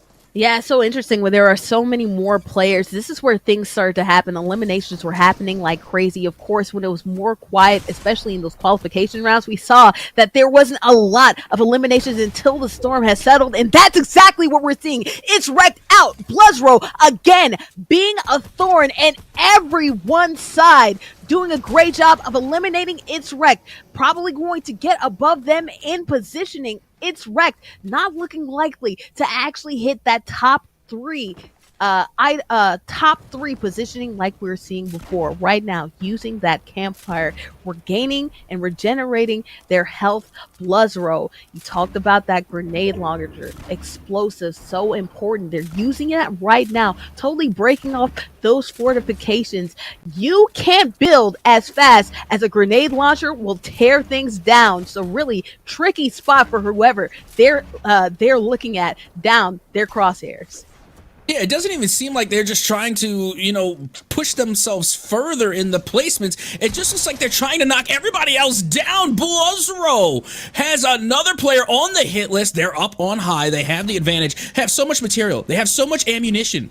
They can just rain down terror on anybody they come across. But again, it's a double-edged sword because every time they jump to another opponent, they leave themselves vulnerable. As you can see, Seth the Man is next to be eliminated. Chromesy still alive. They get an elimination on Tank thanks to the feed. And now Blizzrow raining down again. Terror from up on high as they manage to move along with the storm as they have so much material left. They have so much ammunition, so many grenades as they still manage to rain down nades on everybody below them. They are in the best position. Now they get a read. They get the elimination on Chromesy. Blizzrow is playing out of their mind. And let's see what happens with Chromesy because that's not great for them. They want to make sure that they can reach the top three spot. Speaking of top three, we're now down to our last three competitors in this competition right now. 2 grapples to Blizzrow's name, but that's another one to the game. Chalk it up. Another elim for Blizzrow. They may be down out of this competition realistically when it comes to numbers, but they are not going down without a fight. Right now, Willie B eliminates themselves. Blizzrow, the spoiler of all spoilers, coming out of nowhere to secure the victory royale. Hey, you call Blizzrow a spoiler, but I got a spoiler for you. They were not trailing far behind on a lot of those players. And not to mention, we have no idea when G-Dog was eliminated. We have no clue. This leaderboard is now up in the air. Blizzrow might have made the comeback of all comebacks because not only did they finish with the victory royale, they got 7 eliminations on top of it. I really don't know where this leaderboard is going to stand, Bordy. We really don't know where it could stand. Blizzrow is up there. We don't know where Clouder got eliminated from. Ramsey, though, probably looking in good straits as we're seeing right there. Creator Blues, 240 hertz Khan. Yeah, they got knocked out by none other than the winner, who we're going to see in just a second. That's none other than Blizzrow. But Cromsey should definitely feel very good about finishing top 3 there. I think they secured at least one of the 3 spots in this competition, Cap, for sure. I'm beginning to think so as well. And honestly, again, it all depends on where all those other players were eliminated. Blizzrow, again, just came through in the last heat of the day and has thrown a wrench into everything. Has thrown a gigantic question mark on where everything else lies. But I do think that Chromesy still is going to be able to finish strong. And again, depending where G-Dog went down, I think they should finish strong. Again, there's just so much that is left on the table. And honestly, the only thing left is to really just tally and start to add up all these points so we can know where everybody officially stands. And remember, there's a $10,000 prize pool on the line. So right now, I think it's up in the air for a lot of these players, whether or not they're going to be within the margins to win those prizes. Well, get your drum rolls ready. You know what? The Foo Fighters don't want to be a monkey wrench, but it looks like Blizzrow definitely thrives in those positions. But will they end up thriving overall in our competition? We'll figure that out. We're going to tally up the scores like Cap says. Bordy McBoard, Captain Atsoka. Quick break until we figure out who is the winner of this competition.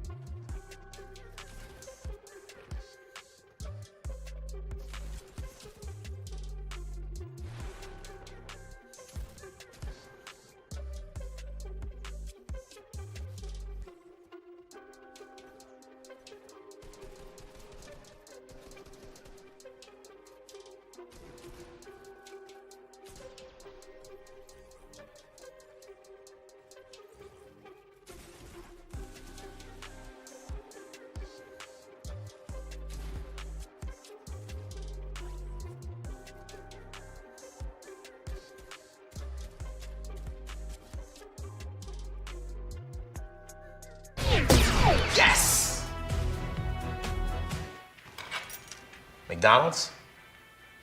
McDonald's. Okay. And now, what you all have all been waiting for. After weeks of deliberation, weeks of skirmishes, weeks of competition, now it's time to see who's going to come at the top of these leaderboards. Cap, those last couple games were crazy, right? There's a lot of movement that happened up and down. We're still trying to figure out what happened to Cromsey. We're still trying to figure out what happened to G-Dog. We're still trying to figure out what happened with Bloodsrow, because it looks like they were playing spoiler, but I don't know if the math's enough for them to actually make it to the top. Well, I'm a spoil for you that Captain knows. Captain knows the math. Captain has done the math. Captain took that break. Captain took the break to do the math. And without further ado, let's take a look at those leaderboards. Let's take a look. Who's going to be in the money? Who's going to be the winner? And it's none other than Bloodsrow from CSULB to come away and steal the win in the last heat of the day. Bloodsrow from California State University, Long Beach comes away with the first place win and $5,000 in scholarships. Wow. If clutch were a word, I mean, honestly, clutch is a word. It's Bloodsrow. That's what it is. We're changing the dictionary. We're changing all the definitions. Bloodsrow is going to be it. Doing it and doing it big. Look at that, Cap. 24 eliminations needed, almost every single bit of those eliminations in order to get over some players that we're seeing like Cromsey, Solar Ice Dog, G-Dog. After G-Dog's performances time and time again, it's really crazy to see them outside in. And Cap, look at that point total right there. 1 away from tying with Solar Ice Hawk. Every single bit of those eliminations counted for all of those players, and that's the way the cookie has crumbled. Excellent job from all of them, but especially Bloodsrow. My goodness.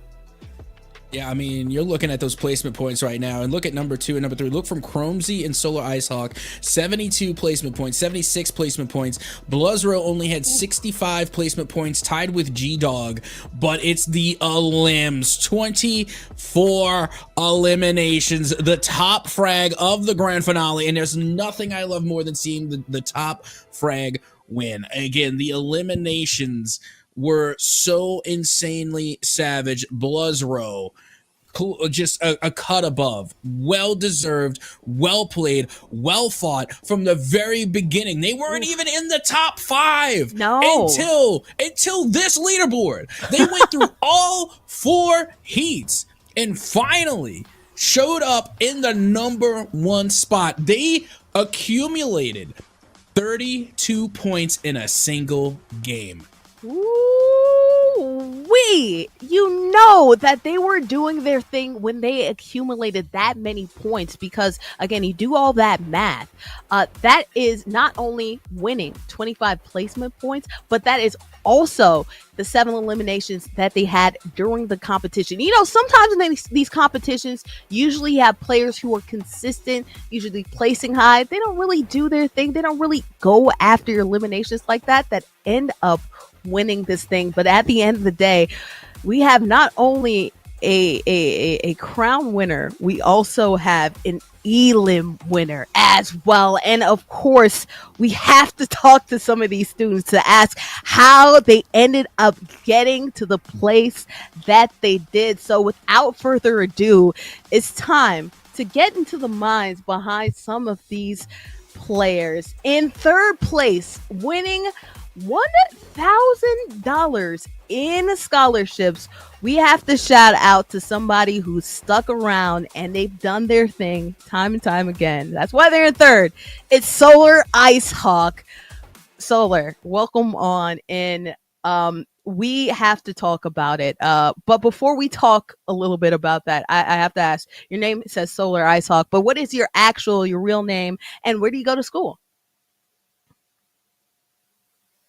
Go to the University of Oklahoma.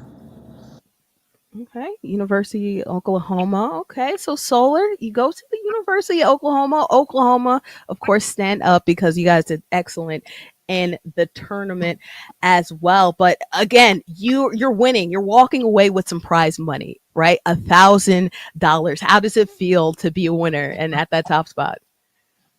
Oh, it feels amazing. There's no better feeling. Mm-hmm. There can't be any better feeling. I have to walk through at least some of the crazy plays that you made. You know, you were playing it safe for the most part, but there was one play that you had that honestly was one of the plays of our whole entire tournament. You had that elim in the sky. Alley cat was flying down. Tell me what you saw in that play. How did you even see that? Because that was so far up in the air. Excellent job getting that elim.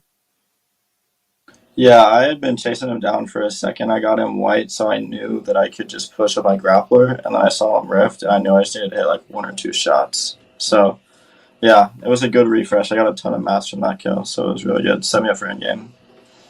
Oh yeah, go ahead. I want you to say. I don't know if you make content any of that. Go ahead and save that though, and that's something you want to hang up there in the rafters for doing such an excellent job with it. Again, you won $1,000. I know he said that it's great, but what does that scholarship money like actually mean to you, and what difference will it make to you in your life? Oh yeah, it will make a big difference. Just alleviating a lot of debt from me, and then alleviating off stress from my parents, and just stuff like that. It'll make my academic career a lot easier.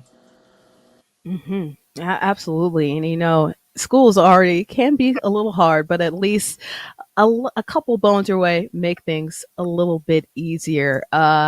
Is there anyone in particular you want to give a shout out to? You did an excellent job throughout this whole tournament. This is your moment to let everybody to help you along the way shine. I want to shout out Broadcast again. Thank you for hosting and having me. And then I want to shout out OU Esports and everyone on my team who helped me get better this year and just helped me succeed. So, Absolutely. Well, thank you again, Solar Ice Hawk. You did an amazing job not only walking away with one of the victors of our qualifiers, but then walking away with $1,000. Shout out to you, our third place winner, going ahead and getting it done. We're going to throw it to our second place winner here. $3,000 in scholarship money going to Cromsey. You know what, Cromsey, this is actually good. I'm glad that we're getting this out the way because I have to ask before we even start.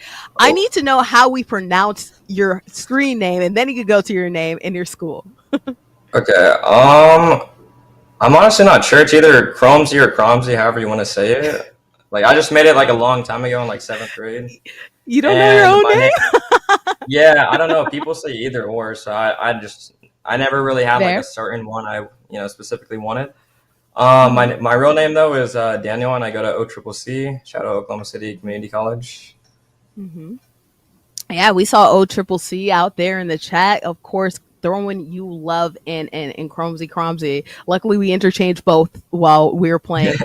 Man, you did an excellent job just sticking in there. Again, you won so many victory crowns, but at the end, you were playing a little bit more, chill. Yeah. You weren't really going after those elims. What was your strategy really going into this competition to make sure you were at one of the top players of this?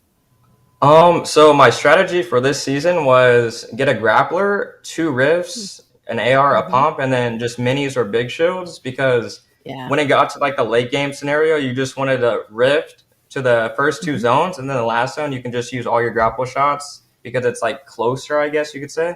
And then you could Mm-hmm. just keep boxing up every time you grapple. And that helped me secure a lot of points. Oh, absolutely. And I know each time you pop off those rips, it's probably a little bit of a guessing game because you never know if someone's going to get a Yeah. pop shot in the air. But it's that seemed to be the go through to strategy, and it actually really carried you throughout these competitions. Again, you picked up a lot of victory crowns, and it's because of that smart play. In between time, too, you also didn't take your foot off the grass. You were still pretty aggressive. You want to talk a little bit about that aggressiveness, that mentality?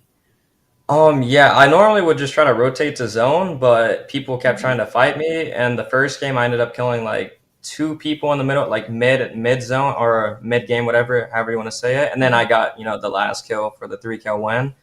And then my second game, I ended up getting grappled on And I didn't hear him because I have like really cheap headphones. So I didn't hear him Mm. grapple into my box, and he just insta killed me. Oh. The Itch Rex guy, and Yeah, I yeah, had died yeah. 19th that game. Yeah, and it's that difference in points that can mean a huge thing. But again, sometimes players can come out of nowhere. That's the way the cookie crumbles sometimes in Fortnite. It's a game of sometimes interest and honestly just lucking into the right person or wrong person at the wrong time. But either way, you're feeling all right because you're walking away with $3,000. How does it feel to be one of the winners in a tournament? I don't know if you've done these tournaments before, any tournaments before, Um, but hey, 3K is pretty good. yeah, it's. I mean, it'll help me pay for my school, obviously my tuition. I'm going to school for computer science to be a software engineer, so it'll definitely help me advance into that field. Oh, absolutely. Any money is good money, especially 3K. Before Yeah. we go, of course, I have to shout out all your lovely plays, but also I have to ask you if you want to shout out anything or anybody. This is your time to shine. Um, I would just say shout out to OCCC Valorant because I play for the Valorant team at OCCC as well. Mm. So Hmm. shout out everybody on that team, and then our coach Gerardo that showed me about the tournament, Braghouse, and Braghouse obviously. Shout out Braghouse for the opportunity. Oh, all right. Always shout out the people who are giving you money. Okay. Yeah. Thank you so much, Cromsy. Either way, Daniel, you did your thing, and that's why you're walking away with $3,000 in our second place spot. But now it's time to transition to the winner of the competition, Clutch themselves, coming all the way from the bottom and finally making it here. First place winner, 5,000 bones. It's none other than Blazro. Had to give you the hype introduction because you did your thing. Please tell me your name. Tell me what school you go to. Then just gloat, please. My name's Chris, go to Long Beach, and honestly, I called that I would win this from like the very beginning, and I did exactly that, and I did it in 3 games, so I'm just the best.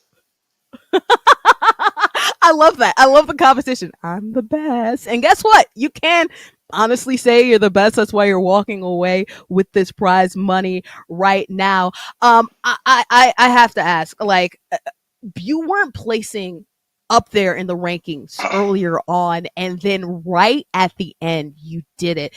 Were you in go mode right then? You were super aggressive. You didn't care. It seemed like you were just like, why not go for it? And honestly, it worked out in your favor. Yeah, yeah. So I knew like everyone was nervous going to the last game, and I actually did the math like halfway through the game. Um, Mm-hmm. I forget how many kills I had, but I know like I landed a different 7. drop because I saw so many people were gonna say like, "Hey, let's land on Paradise Palms," which is where I was going, and so I just switched the Mm-hmm. drop to Frosty. And halfway through the game, I was like, you know, let's do the math. Let's like see how much points I'm down. And I realized I was 14 points down. So I was like, all right, I just need to win the game now, and I need to kill G Dog. And I heard a kid like lurking in the back of zone on like the third zone. Oh, I also knew that like these guys were scared to play, so I was like just this is a trick from like competitive play. When you know people are scared to Yeah. play, they usually play edge zone. And so I was just like, Mm-hmm. okay, they're definitely going to be edge zone. And like I look back at the replays right now, while I was waiting for the interview, and I predicted it like perfectly. There was nobody in the center zone until like the final game.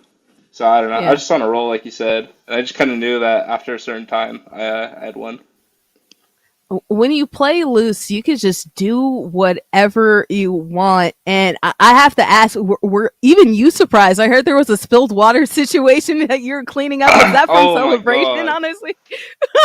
Yeah, so like I tried to join the interview, and Yeah. what's it called? When I was joining it, I like here like you see that? That's my water bottle, Yeah. and Yeah. I Stay hydrated. threw it over, and it went all over like my picture. I had pictures on the desk. I had like a letter. It just ruined everything. So I was like, I gotta go clean that real quick.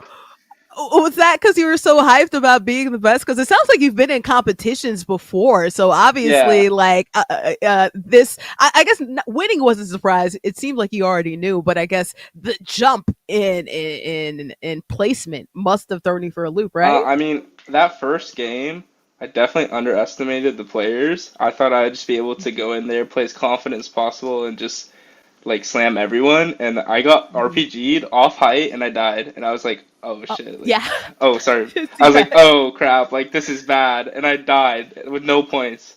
And then Mhm. the last three games, I was like, I just need to drop like a 20 bomb every game. That's literally my play styles. I just try to drop a 20 kill win every game, and it worked. Well, I'll say you didn't drop a 20 bomb every game, but overall in the competition, you did. In fact, you got 10, so you got half of that. And honestly, with the lobby size, it might Yeah, as well be 20. right. I have to ask, you're getting this top place. Of course, I already know how it feels to be a winner. You already said, hey, yo, I'm the best, man. I already knew I was going to walk away with this. What does the scholarship money mean to you, right? Because this is Um, $5,000 that yeah. you're walking away with. Yeah, no, it's a lot of money. I actually didn't know the pricing going to the tournament, and Hmm. I like to keep it Hmm. that way because if I Yeah, know the pricing and I'm like I'm gotcha. ahead or something, it's just gonna mentally like yeah. And so Yeah. I found out actually one of the guys messaged me and I was like, no way. I couldn't believe it. So it'll be cool. I'm not really sure. Yeah, there's so much. It definitely will just help in general because I'm like the other guy, Crombie said, he's a computer science Mhm. major. I actually just switched to Hmm. computer science, so definitely Hey, will be great.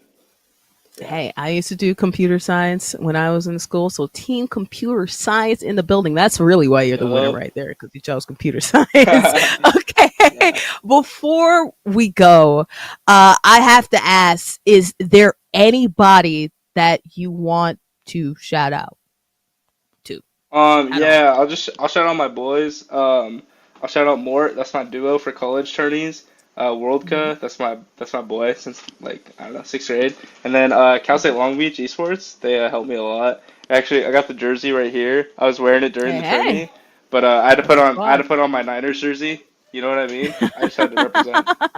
Of But course, yeah, you that'd have be to. That's all. Christian McCaffrey, right? What do you think? Is that Chris? Is Yeah, that yeah, Christian yeah. McCaffrey? And I guess if you Yeah, guys yeah. want to find me, yeah, my socials are Bluzero on everything. It's just BLUZRO. All right, Bluzro, that promotion going ahead because you're walking away with 5 more sacks. And I also have to say, I have to ask, are you going to sign Captain Atoko, who's my co-host, actually asked you, can you sign his Twitter? Because honestly, you're captain's champ as well. Yeah, I'll sign his Twitter. Just let me know. DM me on Discord. I got you. All right. Okay. Well, we're going to transition right back to Captain for his response. Captain, I hope you have your signature ready. You're talking about your signature right there at the top of Twitter because, hey, it looks like Brosboro is going to put his John Hancock on it. There we go. I mean, that's pretty much it. I mean, for anybody that's on Steam, you already know. Hey, sign my profile. I got a couple of Steam profile signatures for some pretty top tier esports players. So I like to keep the collection going. And you got to get them early too because you never know. We see Bluzro winning today, but for all we know, maybe next time they'll be winning the Fortnite Championship Series. Who knows? We don't know. And it does sound like Blush Road definitely has a couple of things underneath their thing. It sounds like they were actually professional, or they've been in the semi-pro. They've been in the scene when it comes to competition. Definitely not their last competition. And honestly, I can't wait. Of course, shout out to these winners winning these massive prizes, but also too, you have to remember, and guys, this is something you want to look out for, that each of these 3 winners will be invited to their nearest McDonald's restaurant for their own trophy ceremony, so it's right by their campus city. In fact, if anybody visiting, anybody who's listening in the chat is around there, you wear your school merch to those trophy presentations, you actually get a special deal from the McDonald's restaurant. So there's plenty of love to go around. You're not only celebrating, of course, these winners getting their trophies and their prizes, but you also get something in return as well. Of course, Kronzi, that's going to be near OCC, Bloods Roll by CSULB, and of course, Solarize from OU. So all those nearest McDonald's locations, that's where that trophy presentation is going to be, and that's where they can hoist their hardware. And that's pretty cool because you can do that in person right next to the people that were actually rooting for you. So I love that little wrinkle, Cap. Oh, absolutely. And not to mention, I'm interested to know what those trophies look like because they got to be pretty good, I imagine. Yeah. Especially, that first place trophy. My goodness, that has got to feel good right now if you're a Bluzro. But again, this has been a phenomenal experience over the past month, too. It has been quite the journey making it all the way here and seeing this play out. Again, some of the top talent in Fortnite on display, and to see such a final stand from Bluzro to take on the entire lobby and jump from 7th to 1st place, absolutely insane. And I gotta say, it has been an absolute pleasure, again, just being able to share the desk with you, Bordy McBoard, and being able to be here, again, thanks to Braghouse. Oh, absolutely. And we have to look at all the wonderful players who, again, placed in the top 10 because they did their things. Let's look at that leaderboard at least one more time so we can have all the high. Actually, I lied. We're not going to leaderboard. In fact, we're going ahead and we're congratulating again our top 3 winners again in order. Solar Ice Hawk, of course, you have Cromsy, and then you have Bluzro doing their thing. They're going to hoist up some big checks at their McDonald's, which is so cool. I've always wanted to do one of those publisher clearinghouse, things as well. I love that. And then also too, they hang out. They can get some chicken McNuggets. They can get some Fantas, they can get anything that they want while they're there as well. Again, I want you guys to make sure that you're downloading that McDonald's app so you don't have to wait till they're hoisting their trophies and also their checks as well to get some good old deliciousness. Download that McDonald's app to make sure that you are getting some of the freshest, loveliest, most filling food at McDonald's. Chicken nuggies galore. Download that app. Special deals all over the place. I mean, Cap, as we're wrapping this up, lots of people to give love to. Of course, there's Braghouse, of course. There is Coca-Cola, and there is McDonald's for doing their thing. And in fact, we can actually catch them on Instagram. Am I correct? Right, Braghouse? Oh, definitely. You got to make sure that you're keeping within the loop. Make sure that, you're all up to date on your socials. So, of course, be sure to follow at Braghouse on Instagram for all things Golden Royale Cup and stay tuned with the Golden Gamers. And again, don't forget to download that McDonald's app for points towards free items at participating McDonald's locations. And even if you don't feel like going to McDonald's, you can use the McDonald's app, order some delivery, and get the McRib in your crib. I definitely That's a Captain Ahsoka catchphrase right there. I'm coining it. Now. Oh, well, guess what? We saw these players get their coin. I think it's time for us to hit the hay. Guys, it's been an amazing time here. Again, shout out to Braghouse for, of course, making all of this possible. McDonald's and, of course, Coca-Cola. Of course, Fortnite. It was an amazing tournament, and we could not do it without that. We also have to show love to all of our amazing producers who have done their complete thing. I want to shout out to Jalen, to Jackal, to Kelsey, to Robert, to everyone involved, Daniel too. Thank you. We couldn't do this without you guys. I want to shout out to you guys in the chat for coming on in and supporting all of you guys' favorites, including Ducksworth, the people's champ.